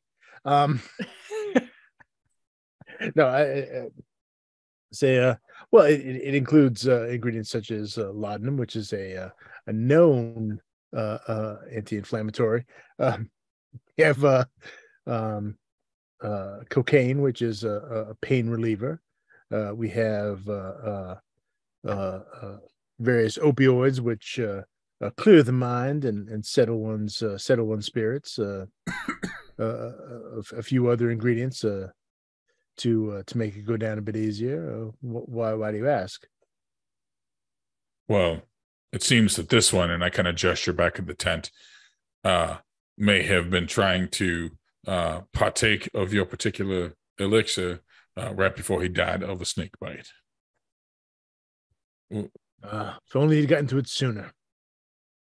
He nods knowingly. Wow. If only he'd gotten to it sooner. Tragic. Gus, you hear in your head, "You best watch yourself, boy." Your buddy. I just kind of shrug it off. Seeing some maybe some sort of vague skepticism cross his face, as he adds quickly, "Now, of course, my elixir only mitigates the effects of snake bites, but it could have bought him enough time to reach the surface and perhaps sought medical attention. It's very sad, very sad. Did you give it to him, or?" Yeah, I tossed it at okay, him, yeah. So He is it still full or is it empty? It's empty. It is way empty. For a second, I forgot I was the keeper. Like, is it? Yeah. No, it's empty. What? Sorry. I wonder. Who knows this information? Yeah, so he'll put it in one of his outside pockets, like, waste not, want not. Yeah, very, very true. You found someone who was not. Well, what condition were they in? How long have they been here? You mean? I think. I can't hear you for some reason. Sorry. He is very much dead. And I'll kind of walk over and just like pull the flap back to the tent. Colin buries his face in Cassidy's skirt. Good boy. It has not been so for terribly long, less than this one. And I gesture towards the skeleton. But the bottle that he has, like, I don't know if I assume Arcanus has sort of been selling this for a while. Does it look like it's one of his earlier iterations of his? It looks exactly like the ones you have in your jacket right now. Okay. All right.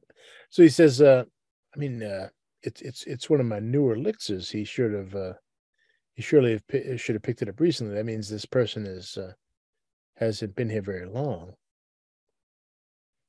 My older elixirs, I had an inferior printer who well, I won't get into details, but he often had difficulty lining up the registration of the various color patterns. Cassidy, as these two are talking and you're just kind of flipping through this journal, you would notice that it's the as you're holding it in your hands, you can kind of tell the front cover is a leather cover that's kind of bendy and just sort of like normal leather. The back cover, on the other hand, is very like stiff and rigid. It's just, they're different, and you would notice, and you don't know why they're different. I'm gonna have you make a spot hidden is what I was gonna say. I assume that was gonna line up with whatever you Yeah, I would have continued to look at it a little bit harder, and that's a fail. I got a 79. Bummer. But what I'd like to do, even though I'm not seeing anything, but I'd like to take out like a pocket knife and slit it. Okay. Like the black cover. You would kind of like very carefully, so as not to cut yourself, you'd be like running your knife inside, and as soon as it pierces the leather, you would hear like a tink, tink, like almost as though it's hitting something metal. And if you open this up and look, there is another tintype in here. A weird freaking place for a tintype. Maybe he was just using it to like harden the back cover to use it as a writing surface or something, but there's a tintype in there. Canis. Yeah. Go ahead. Yeah, she calls him over right as she's about to look at it. Yep. Yes, Cassidy. This book had a strange thing in it. Look. And she, at that point, she's going to look at whatever this tintype is. Yeah. So this tintype that you guys are both looking at is a bunch of people sitting around and on and beside a bar. This bar is white marble with silver inlay, and it's got lights above it that would probably draw people to it like moths to a flame. This is very clearly the inside of Miss Loraine's bar. On the reverse side of the tintype, you would see the caption, "Hardly Working, Old Pete's Tavern, Brokenbranch, 1845. And once again, Cassidy, you've been here long enough to know that nobody has ever talked about a tavern other than Miss Loraine's. Arcanus, you may not know that, but yeah, this is Miss Loraine's Tavern, but it says Old Pete's. That's an interesting artifact, but what does it mean? Check. Was there ever an Old Pete's Tavern in town? Only tavern has been around this place has been Miss Loraine's. It's always been Miss Loraine's for as long as I've known Miss Loraine. I don't know anybody named Pete, let alone an old Pete. Well, without stretching, without being too invasive, how long have you known this place? At least 20 years. Been a couple decades I've been around this place, and let's just say I know Miss Loraine's inside and out quite familiarly. Listen, he put some whiskey in his coffee this morning. It's been a stressful day. So what was the date on the tintype again compared to our current date? Was it 20 years difference, or it is 20 years difference? Correct. The last one you found, in case anybody's keeping track, was 10 years in the past. Okay. I said, well, this is 20 years difference. I mean, it's not impossible that this was just prior to Miss Loraine acquiring the. I feel like I would recognize if it was a brand new Miss Loraine's. Chick, Cassidy, and Arcanus, make an education or no check, please. Okay. That's a hard success. That's barely succeeded, but succeeded. Send a no check be.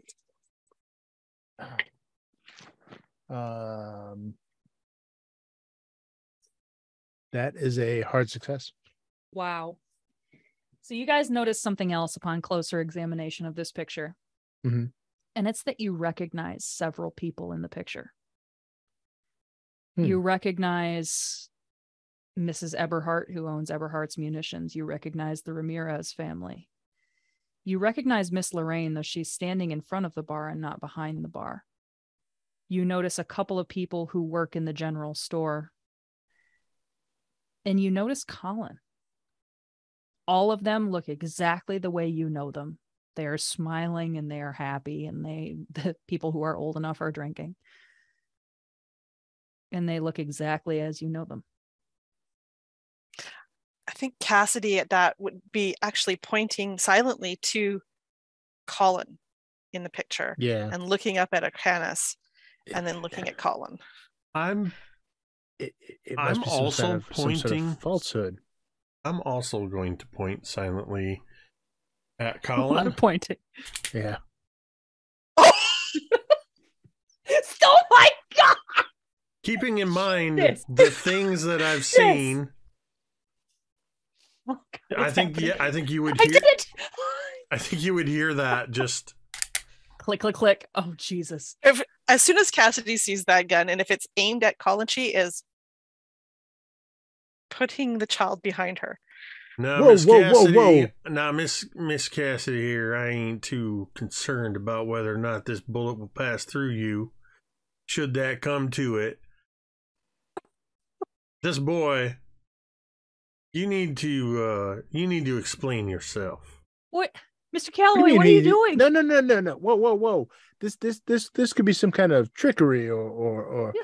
I mean, I make my living on misdirection. I mean, how hard would it be to put up a This false ain't no sign sleight of hand with card tricks or pouring watered down whiskey and food coloring into a bottle and calling it medicine. This here's a tin type. There's a complicated process to it. Listen. I don't know what you're talking about, but I know you better not be pointing that gun at Mrs. Williams. I was pointing at you, and then he kind of like son. hides more behind your skirt again. I was pointing it at you, son. And then how is it? He would actually, in a stunning display, he would step out from behind you. He's like, then point it at me then, I guess. And he would puff out his chest. All I want is an explanation of how you come to be in a photo 20 years ago. He's just a boy. And you don't know it's 20 years ago. How hard would it be to put up a false sign in front of a saloon for some sort of whimsical picture, just to pretty damn difficult for as often as I'm usually in that place. His knees are shaking and he's just looking at you. He's like, I didn't see it. I didn't see what? Is there a picture that we're all looking at or something? Show him the picture.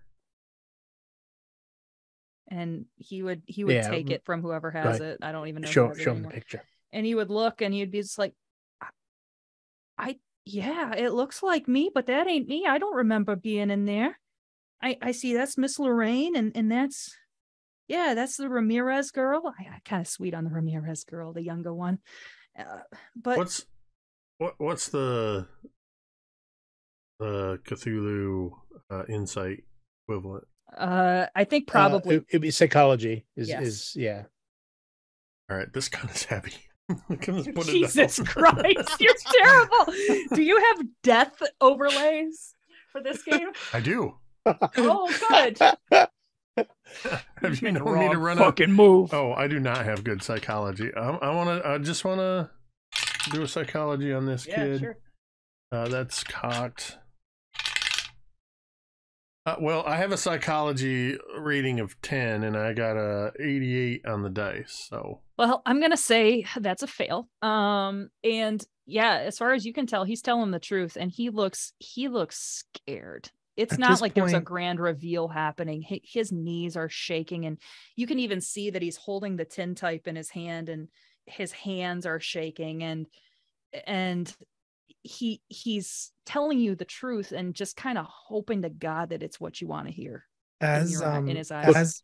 As they're talking back and forth, Moses is going to step forward, and he's going to attempt to intimidate Colin, using his scary ability. And he's basically going to stand there with his hands on his hips, he's saying, gonna be fucked up for life. "Tell the truth. Why are you really here?" I thought for sure he was going to be intimidating me. So I was very surprised when you said the kid. Trump. Remind me what Scary does. I don't remember. I don't know. It's you're scaring me. Is it a Pulp Cthulhu sort of thing? Talent, yeah. It probably gives you a bonus die on intimidate. That would be my best chances guess. are, yeah. How about for sake of time, we just say that? Sure. You have an intimidate check and we'll go bonus die. Yep. That is a crit. Oh no. Fail or success? Crit success. Oh that my is God. a 0-1. Oh, this is so sad. Holy kitty cat. Well, I guess it doesn't matter what kind of advantage you get, because it's that's Colin pees his pants. And he's looking at you and he is terrified. And he's like, I don't know why it looks like I'm in. I don't know why that looks like me. I don't know who that kid is. I wasn't ever in that picture. I'm 6 years old. This picture is it's 20 years old. This picture is older than I am. I don't know why I'm in it, or why it looks like I'm in it, or why Miss Loraine's in it. I don't understand any of this. Arcana says, look, we've all seen some weird ass shit today. Okay? We've all seen some weird ass shit. What makes you think that his weird ass shit is any more dangerous or threatening than your weird ass shit? My weird ass shit? Yeah, your weird ass shit. We heard you talking to yourself. You were looking in that mirror just like we all were, and we all saw shit. To be fair, I wasn't talking to myself. I was talking to an imagined figure who was behind me. I was quite clear about that. Well, that makes me feel a whole lot better. You guys slowly start. Oh, you go talk ahead, to your Cassidy. imaginary friend. Go ahead. Cassidy has gone to Colin and is holding him tight and protectively. Moses would like to make a psychology check on him too. Christ, go ahead. I will say, I think with Moses's crit success on the scare, I think that's enough to make me kind of relax with the pistol. This is handled. I got it. Yes, good. That's a good use of yes. That's fair. Way to go, Kaeryn. Yeah. He made this kid piss his pants. Piss his pants. Well, anyways, for what it's worth, I got an extreme success on psychology. Wow.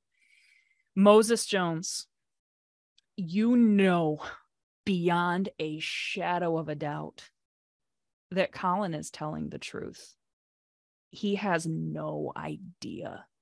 He even thinks in the back of his head that looks frighteningly like him. But he doesn't remember being in a picture like this or taking a picture like this. He does not understand what is happening. All right. And he is scared pissless, apparently, of you. Jones will take his hands off his hips and he's going to say, "That'll do, boy. That'll do." God. And at the same time, maybe no one even sees this, but Arcanus, his hand, which was slightly to his side, his knuckles white, holding the dagger that he was ready to throw, gets pulled back up into his sleeve and the camera would Judge pan relents. to Colin's little fist holding on to his tiny dagger, knuckles white, and then he takes his hand off of it slowly. Just as you all start to hear the tinkling of a piano.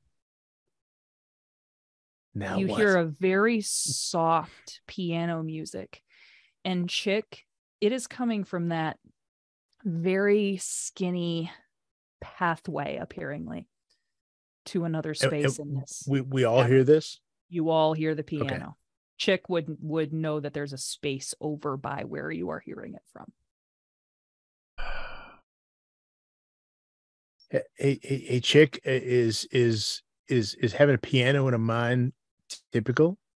I think you know the answer to that. Yeah, I was just hoping I was wrong. Well, before all this nonsense, I was about to tell you all about this other passage that I found.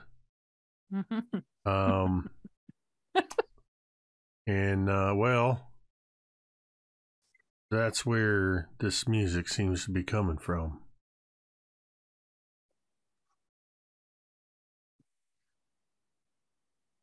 Well, let's go. And Moses will lead the way. Gold star for Cari. Oh, for the record, it's The Entertainer by Scott Joplin that's playing. It is very creepy and slow and a minor key version. Yeah.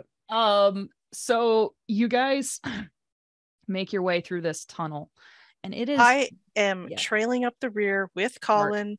Great. As far away from Moses as possible. There is absolutely no way anybody is going in this tunnel after me. Yeah, I think Chick and I are in the back. In the back with our weapons drawn. Like I'm standing. Yeah, I never fully holstered my pistol. I'm just standing there as Moses heads in, and I'm just basically holding the metaphorical door, waiting for. Yeah, I'm not going in after him. Moses has both of his guns unslung. He's not worried about the peasants behind him. This is a very tight space because of the claustrophobia factor, and this I am going to gloss over it, Jake. Don't you worry. I'm going to have you all make a quick sanity check for me. Green light on that. Good. Never mind. Let me go into heavy detail. Cassidy does have her rifle ready because of what has happened. That is a failed sanity check, of course. Ooh, okay. Yeah. Ooh, 33. I made it. So okay, nice. But wait, are we making sanity checks? Yes. Yeah. I'm going to use the die that's fucking. Atta boy, you got like 5 fucking mythos dies. Why not? Yeah, we got 4 of them left. Four. In the same way, like luck, we do not want to die with mythos dice. Do not want to die with mythos dice. I'll take one of those mythos die. Yep. Good for you. No, I failed. Yeah, that's a pass. Ooh, that's as I said that. You know what? I'm gonna do that too. Okay. It's the 10s you re-roll, right? Yes. So I had a 55. I now have a 45, which is still a fail. Damn it. Oh, that was worth it. If you fail, you take 13 points of sanity damage. If you succeed, you take 7 points of sanity damage. Okay. That's literally half of what I had. Wow. Almost half of what I had. This is perfect. So the tunnel you're shimmying through is it's definitely not big enough for you to go through forward. It is only big enough for you to shimmy through sideways. Because Cassidy has boobs, it's harder for her. That's how tight this space is. And you hear for a second, God bless. You hear a rumble. I was going to say that's impressive. The cave is about to shift, and you all hurry through and you make it. We lost it. Oh no, we lost got her. Yeah, I got her. We lost her. God bless. I'm allowed to say it as a well-endowed woman myself.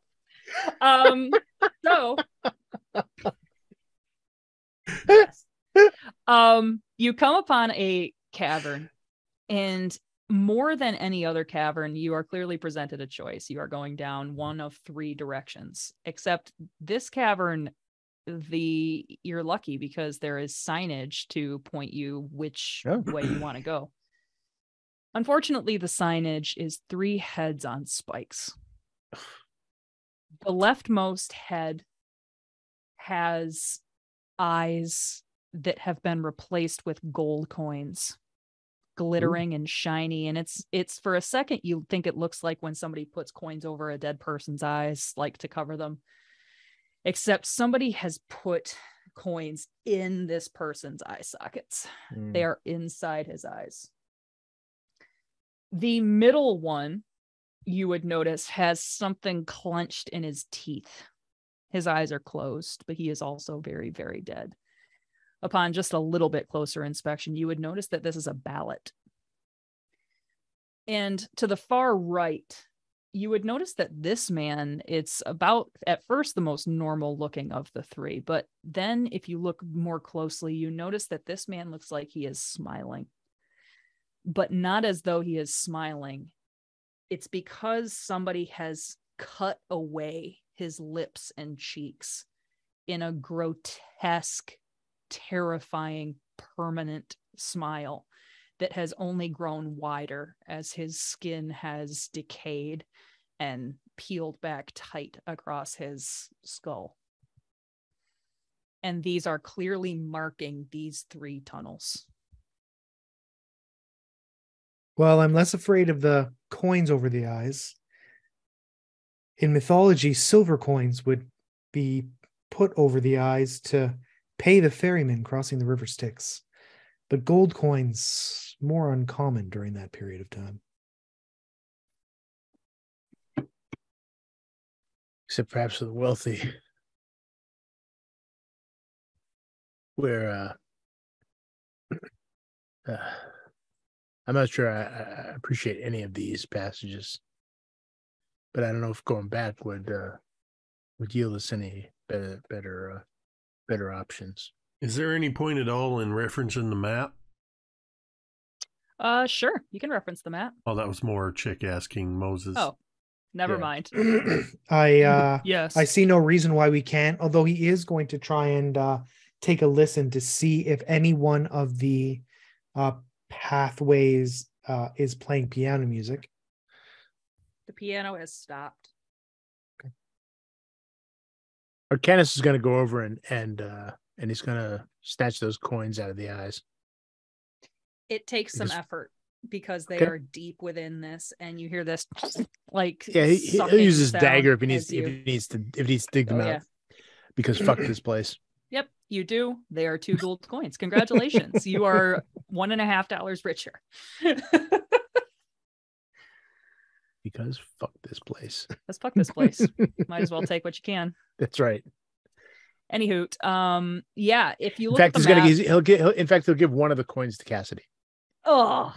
He'll wipe it off. He'll kind of scrape off some of the. Oh, she's fine with that. Like, seriously, it's just a dead body. It's fine. What was the middle one again, Cari? There was the middle one had the middle one had something clenched in his teeth, a piece of paper, and if you look even mildly closely, you would notice it's a ballot, like a voting ballot. All right. Well, Moses Jones will look at it more closely. Can he take it out? Yeah, sure. It's just a ballot. It looks like there are names written on it. But it's the oddest thing. If you look at it, you can't make out the names. And you think for a second it's a trick of the light, or like you just got something in your eyes. But if you rub your eyes or even like hold it up to the light, it's almost as though you can't focus on the names. The one word you can focus on, though, is ballot. Mm-hmm. I feel as though be sure to vote November 8th in your midterm elections. Well, when this airs, the elections God will have bless already it. happened. Effing recording. Okay. Anyway, sorry, I forgot. He will look at this ballot and he's going to try and make out the names. He's going to say, "No, this is a fish of the herring variety," and he's going to pop it back in the mouth, and he's going to start walking forward. Oh my god, down the middle way. Yeah. Oh boy. Wait, what? He's going to turn around. Do you have a better idea? Well, not necessarily, but do you have a reason for the middle one? They're all terrible choices. What's the difference? It's a choice. One is just as bad as the other. That's fine. As long as I know your reasoning, I'm fine with that. Moses, did you ever look at the map? Even if it's a bad one. Yeah, no, Chick suggested it, and then of course Moses, you would notice something weird about the map. Okay. That X that marked you at the campsite before? Yes. It's moved. Okay.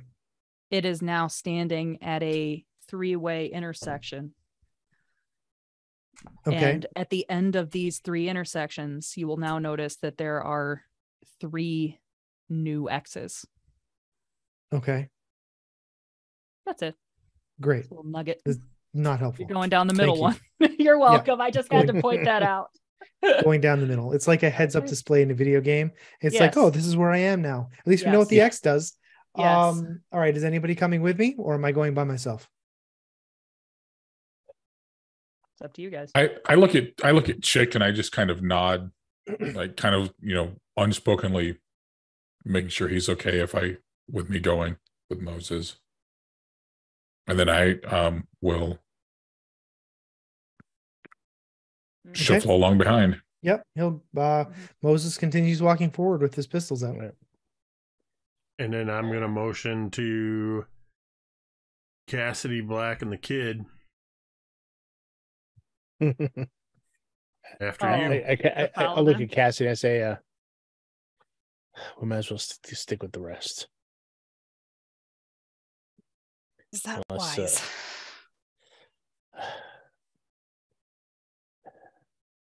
Look at it this way: if something comes, it betters our odds. All right, and she'll go in first with Colin in front of her, keeping as far away from Chick as possible. Yeah, I'll go in behind and keep an eye on Chick. Awesome. Okay, so you all eventually make your way again to a cavern. Mm-hmm. This one is smaller. This one is probably only about, I'd say, just trying to picture it, 15 yards across. It's about half as big as these caverns you've been coming to. And this room is a carnival of horrors. Cavern walls are fairly painted with blood, some seemingly fresh and some dingy and brown. The cavern floor is strewn with corpses, and much like the blood, they seem to be in various stages of decay. Some skeletal, and some could pass for sleeping, if not for a cracked skull or a slit jugular. There are phrases written around the cavern in this morbid sanguine ink. Phrases like "don't miss," "only the strong survive," "the sword is mightier," are the more bombastic messages. More of them are pleading or praying or both. Some are in other languages, but most of them you can read, regrettably. The only other feature of this room is a benign-looking door with something carved into the frame. What do you all do? I'm going to say make a sanity check just upon seeing this room. You guys picked the best room. Yeah, well, I am going to lean into the boy and say, close your eyes. I failed.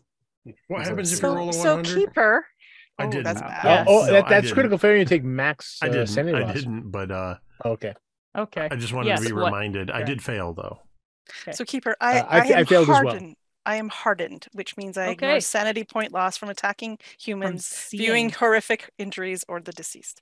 Congratulations. You take 0 points of sanity damage. Y'all took and all I these remember that talents. happened one other time, and I still made you take some of them, and I apologize. You all took such amazingly useful talents. I have iron liver and animal friend.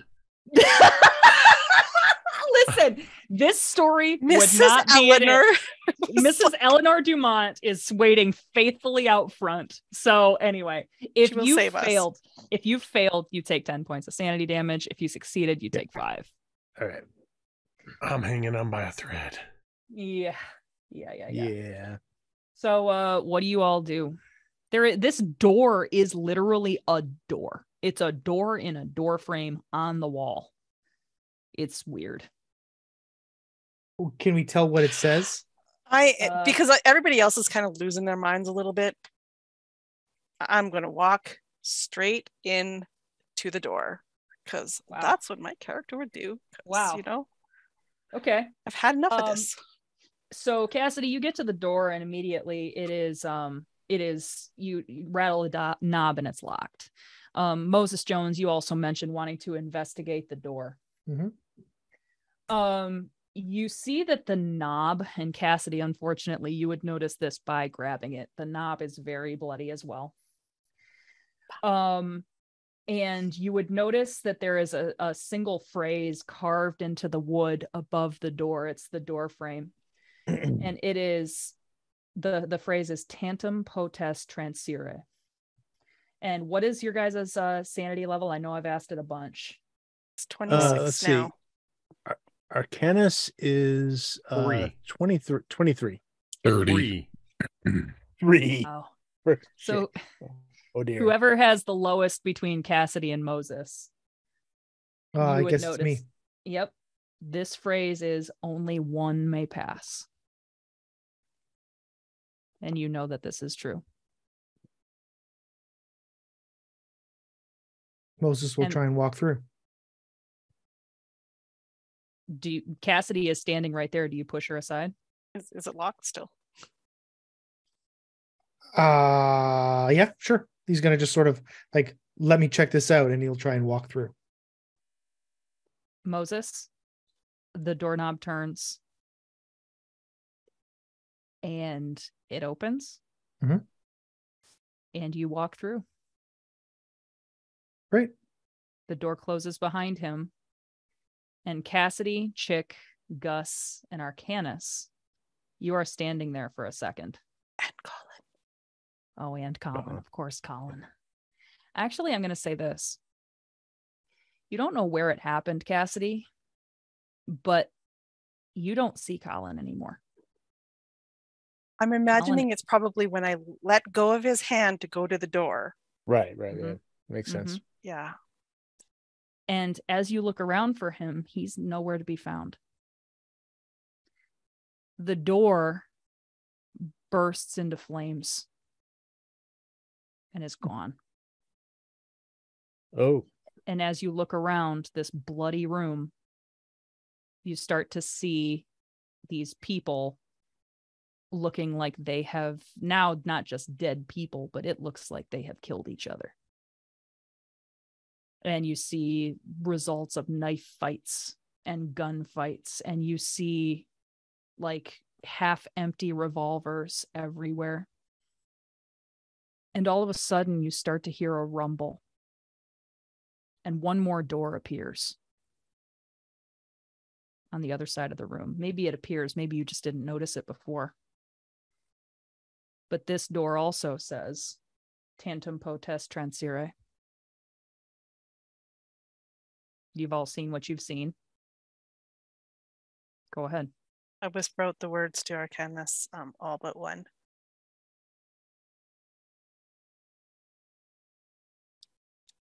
Is the way we came in still there?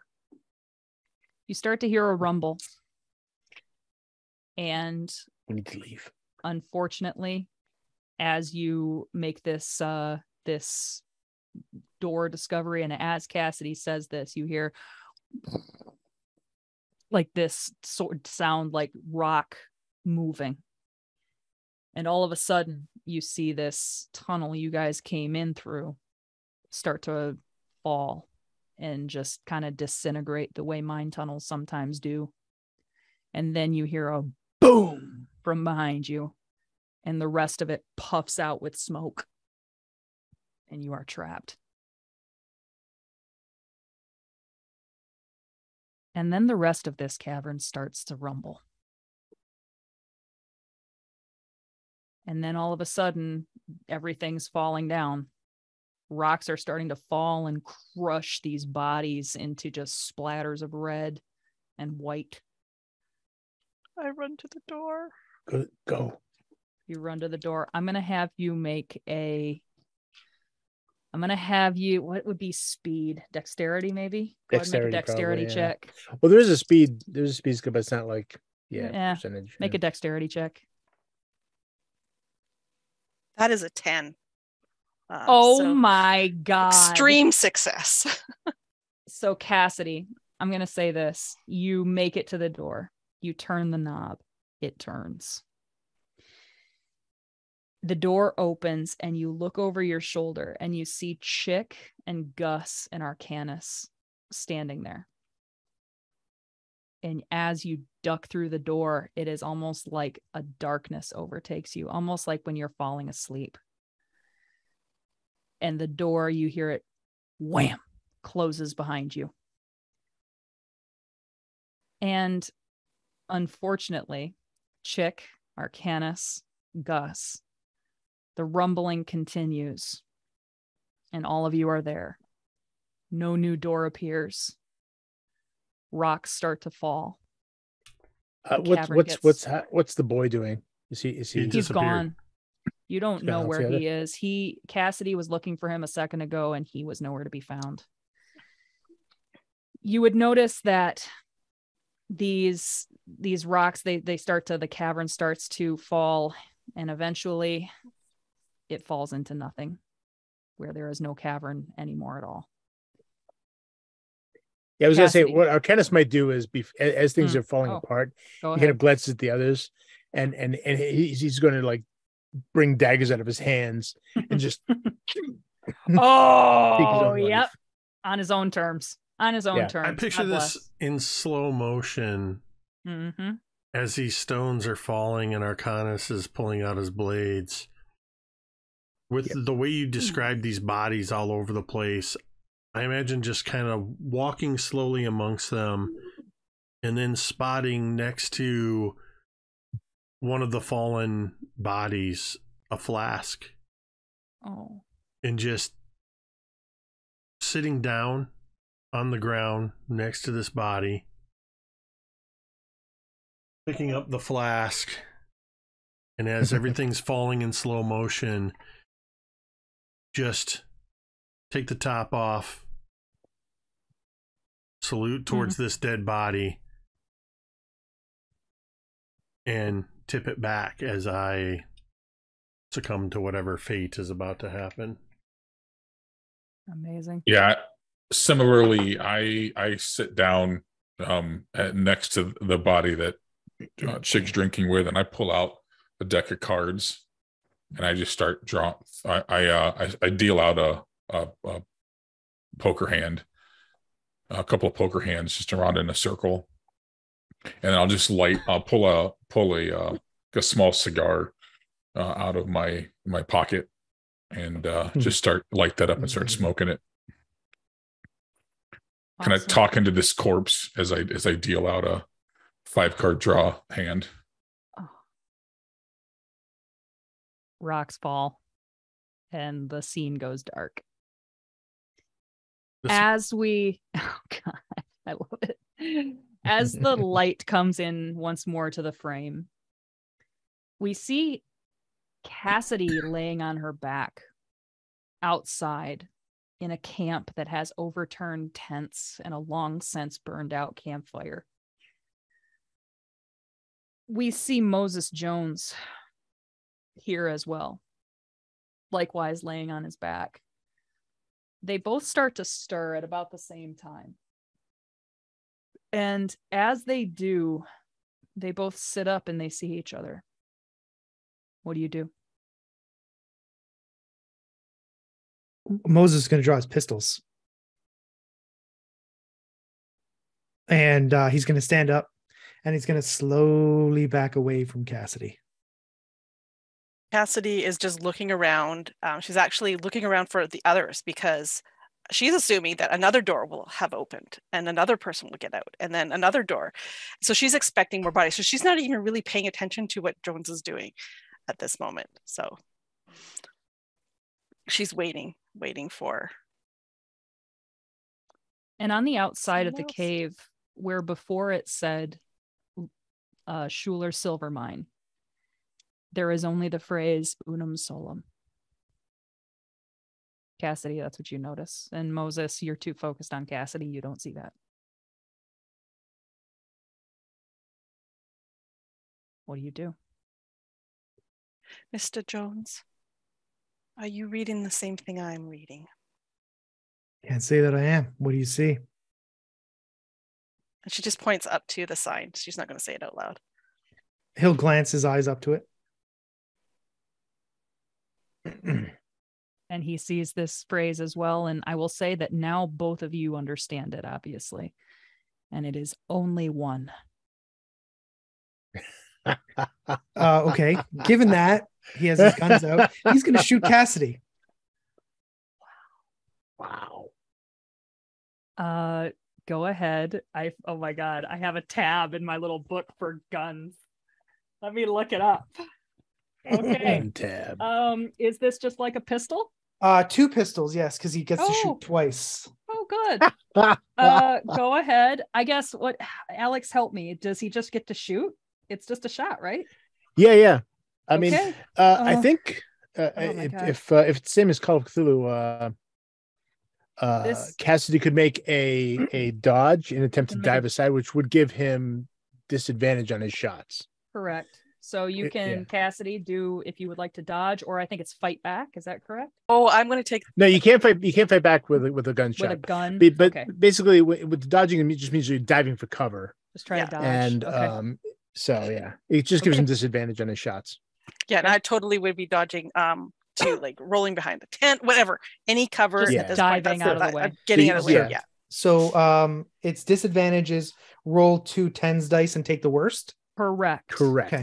Yep. So on the first shot, the result is penalty die. It's not disadvantage. Yeah. 54. That is a regular success, which I'm going to spend 6 luck on to turn into a hard success. Okay.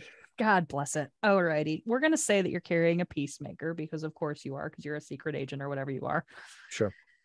It's 1d10 plus 2 health damage. And I get an extra D4, right? Why? Because my combat says I get a damage bonus of plus 1d4. Oh yeah, because of your freaking probably. Okay, go ahead. Okay. This is gonna happen, Kaeryn. God bless. If You're the one who called it Unum Solum. What do you want from me? No, it's fair. It's fair. The 3 of us are just ghosts looking. This is all going in one direction. You're all seeing this. So that's 8 damage from the first shot. Mm-hmm. And then the second shot. That is 67. 67. So that is a regular success. Do I get any extra stuff for making a hard success on a shot? I don't think so. No, not in this case. No. It's only, sure. So the second shot is 14 damage. Oh, yeah, 14. So, Cassidy, I'm going to let you go ahead and narrate this. Well, Cassidy's actually still alive. Oh my God! Believe it. Yeah. Go ahead. Go ahead. Still narrate. Yeah, remember, you can use luck to mitigate your damage too. Don't forget. No. I had 25 hit points and he took 22. So. Oh my God. Go ahead.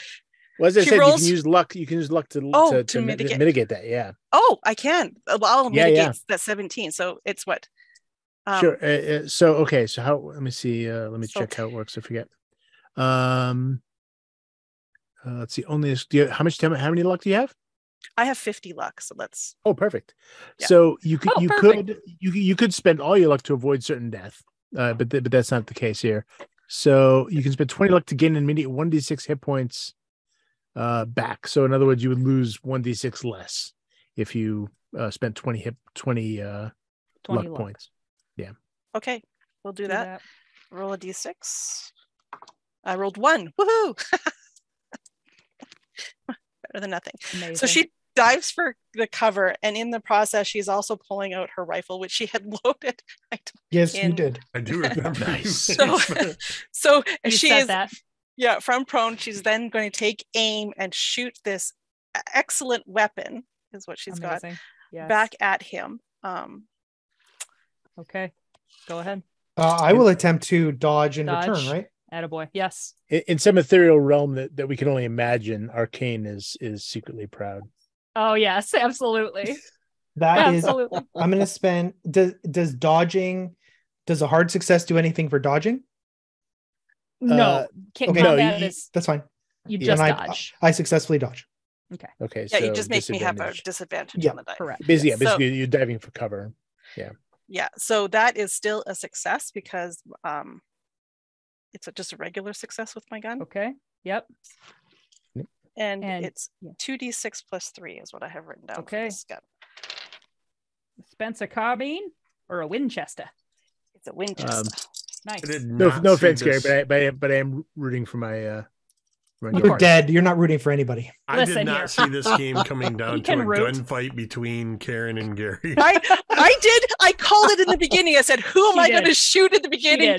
We said, "M's not here, so it's going to be Gary." So. Yes, that's exactly what she said. I remember it. I missed that. 8 points is all I did. Okay. And I can only do one attack at a time. So. Phenomenal. Okay. Gary, it's your turn in the fake initiative that we're doing. I get to shoot back? Yeah, of course you do. You're alive. I'm going to shoot out back. At the corral. So I'm going to say, so far in the fight, what has happened is that Moses Jones has pulled out his pistols. Cassidy dove, but still took one in the shoulder and then took one right here. As an audience, we can't tell if it's close enough to have gotten her heart, but she looks like she's in bad shape. In this motion, she rolls and she shoots kind of from under her arm at Moses Jones, who flies back and still comes up with his pistol for an epic ending. Okay, yeah, that's a hit. For oh wow. 15. Oh my god. That one gets her. Yeah. Do you have Do 30 you luck? have mitigate any more damage? Oh, I can. Yeah, you can. Yes. Right. Can I mitigate enough of that? Do you have 30 luck? I have 30 luck. Because you Exactly. can spend 30 luck to avoid certain death. Yep. But It's actually better for her to do it's just a scratch because that only costs 20 luck, but she still gets the 1d6. And then she has 10 points left over. I mean, but you can't do the save your life thing unless you have 30 at least, right? Correct. You need at least 30 to save your. Yeah. So I might as well do the 30. Okay. Can't die with luck. Okay. So that means you immediately that means you have roll 1d6 plus 1. That's what your hit points currently are. Jake, don't be a backseat driver. We can see you through your. I never get to do this. I never get to tell my fellow so, players. I'm still dodging, by the way. So his pistol fires, and it looks like it's going right into her face, and she somehow dodges out of the way, and he's going to come up with his second pistol. I'm going to say that's the shoulder she hit him in, and as hard as he's trying to aim, he's actually having a hard time holding the gun. So it's a good thing that you were dodging, because otherwise it would have been a crit. But it does hit for 8 points of damage. It still hits though? Yeah. Oh yeah. It's 10. I got 11. Wow. Did I have my shot go off just as he's shooting that second one? Just for shits and giggles? Do it. Just for shiggles. Go ahead. If he dies, he doesn't really die. We'll see what happens here. Okay. I do just manage to succeed. Okay. I did I get 2d6 and they're both ones. So 5 points of damage as grazes you. Still. And then her gun drops from her hands and she collapses on the ground. What happens is that it more than grazes him. Moses, this bullet actually gets you right here, and it goes at this angle, and it takes out your eye, but it doesn't kill you. It just takes out your eye and breaks this bone. Oh. Yep. And then as she falls, and he's sort of taking a handkerchief out of his pocket. He's going to sort of put it in his now bloody eye socket, and he's going to sort of squinch it down like a monocle. And as she lays there burbling in her death throes, he's going to do the same thing that he's done previously. He's going to reload his pistols methodically. He's going to put them back in his crossface holster. He's going to glance down at her. He's going to glance up at the mine. He's going to tip his hat, and he's going to say Unum Solum. This is where Moses would climb on a steed of his choice. I'm going to assume it's Eleanor Dumont, because Eleanor Dumont did nothing to deserve any of this. And Moses, you make your way back to Brokenbranch, because my God, there's a fee now that you do not have to split among 5 people. And you're planning on moving on. As you ride into Brokenbranch, you notice that the town is exactly as you left it. And as you're heading towards Miss Loraine's, you see people are greeting you like they know you. And they're like, Mr. Moses. And they're tipping their hats, and they are just acting very happy to see you. Oh my God. If I could give you inspiration, I would. Nice. And as you turn to Miss Loraine's, you see a sign that does not say Miss Loraine's. It says One-Eyed Moses's Tavern. And just as you notice this, a little boy runs up to you, and it's Colin. And he would say, Mr. Moses, you were gone for so long this time. And he's going to look down, and he's going to pat Colin on the head, and he's going to say, winning, kid. And he's going to walk into the tavern. As you do, a red-haired woman who's sitting on the front bench with her feet up tips her hat to you and just says, Mr. Moses, welcome home. Evening. And with that, we're going to end the darkness outside of Brokenbranch. Damn, Cari, that was awesome. Thank you. Oh, thank you so much. I was so looking forward to sharing that with you guys. That was beautiful. So appreciate Absolutely you all. love that. Very nice. I have to ask this because now it's all over with. Of course. How do you feel? First time keeping game mastering anything.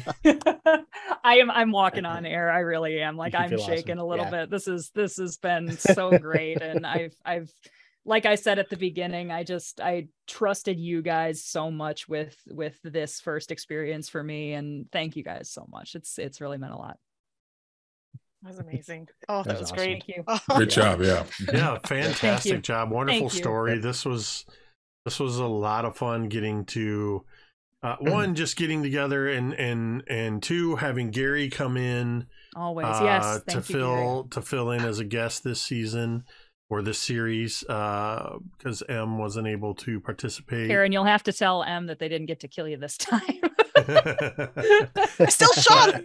Yeah, I still shot. Karen's batting 1,000 on the shot. And for anybody who's paying attention, this may be the first time I've ever seen Gary directly, without question, following the plot hooks. Thank you, Gary. I appreciate it. It was a whole new side of Gary that we've never seen before. He knows it was my first try, and he's being nice. Thanks, Gary. This was a lot of fun to step into this world. I always like getting to play in these in Western takes, whether it's D&D, Call of Cthulhu, whatever. There's just something about the Western that's fun to play around in, and adding in that sort of mixed genre of mixing in the horror with it. Mm-hmm. But always getting this crew. We've been doing this now for I think 3 years, which is just wild. And we've told a lot of stories together. As we said at the beginning, this is the end of the Darkness Outside of Brokenbranch, the trilogy. The VODs for all three of them will be available on youtube.com/mini-terrain domain, as well as all of our other shows.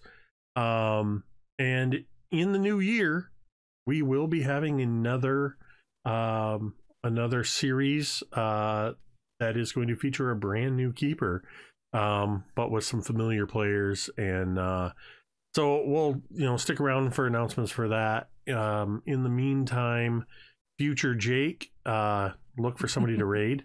We'll send the raid over to whoever that lucky person is. But thank you to everybody who tuned in, whether you're watching with us in the chat or you're watching this on VOD later. We appreciate you. We appreciate that you spend your time just partaking in these games with us. We just appreciate that. Huge thank you to Cari for deciding that now is the time. Oh my God. And I look forward to seeing in other genres and other systems what you do. Hopefully you've caught the bug and you want to run some more games. Yeah. So few people get to have their first time immortalized like this. And so again, thank you for hosting, Jake. I really appreciate it. This was absolutely awesome. And of course, as always, thank you to everybody else, as we said, for Gary for stepping in as a guest this season, for Alex, who started this whole thing 3 years ago with Highway to Hell, or Highway of Blood, God. Highway to Hell, Highway whatever of Blood. It was. Highway Is that of your Blood. shirt? I was just gonna say, yes. There's if you're familiar, there was a very subtle Highway of Blood Easter egg in there. There were a couple if you were paying attention. Thank you, of course, to Caeryn, who's always eager to kill somebody at the table. To Dwight. To Dwight, who somehow manages to get killed because of somebody else's actions. And to myself for producing and hosting, I guess. Yay, all you. of which, Thank without you. all of this, this would have just been Cari talking to herself for a couple hours. With that, we're going to go ahead and end this the same way we end every stream. And you can say it with me if you want. See you in 10 years. Mid-today. Mid-today, yes, sir.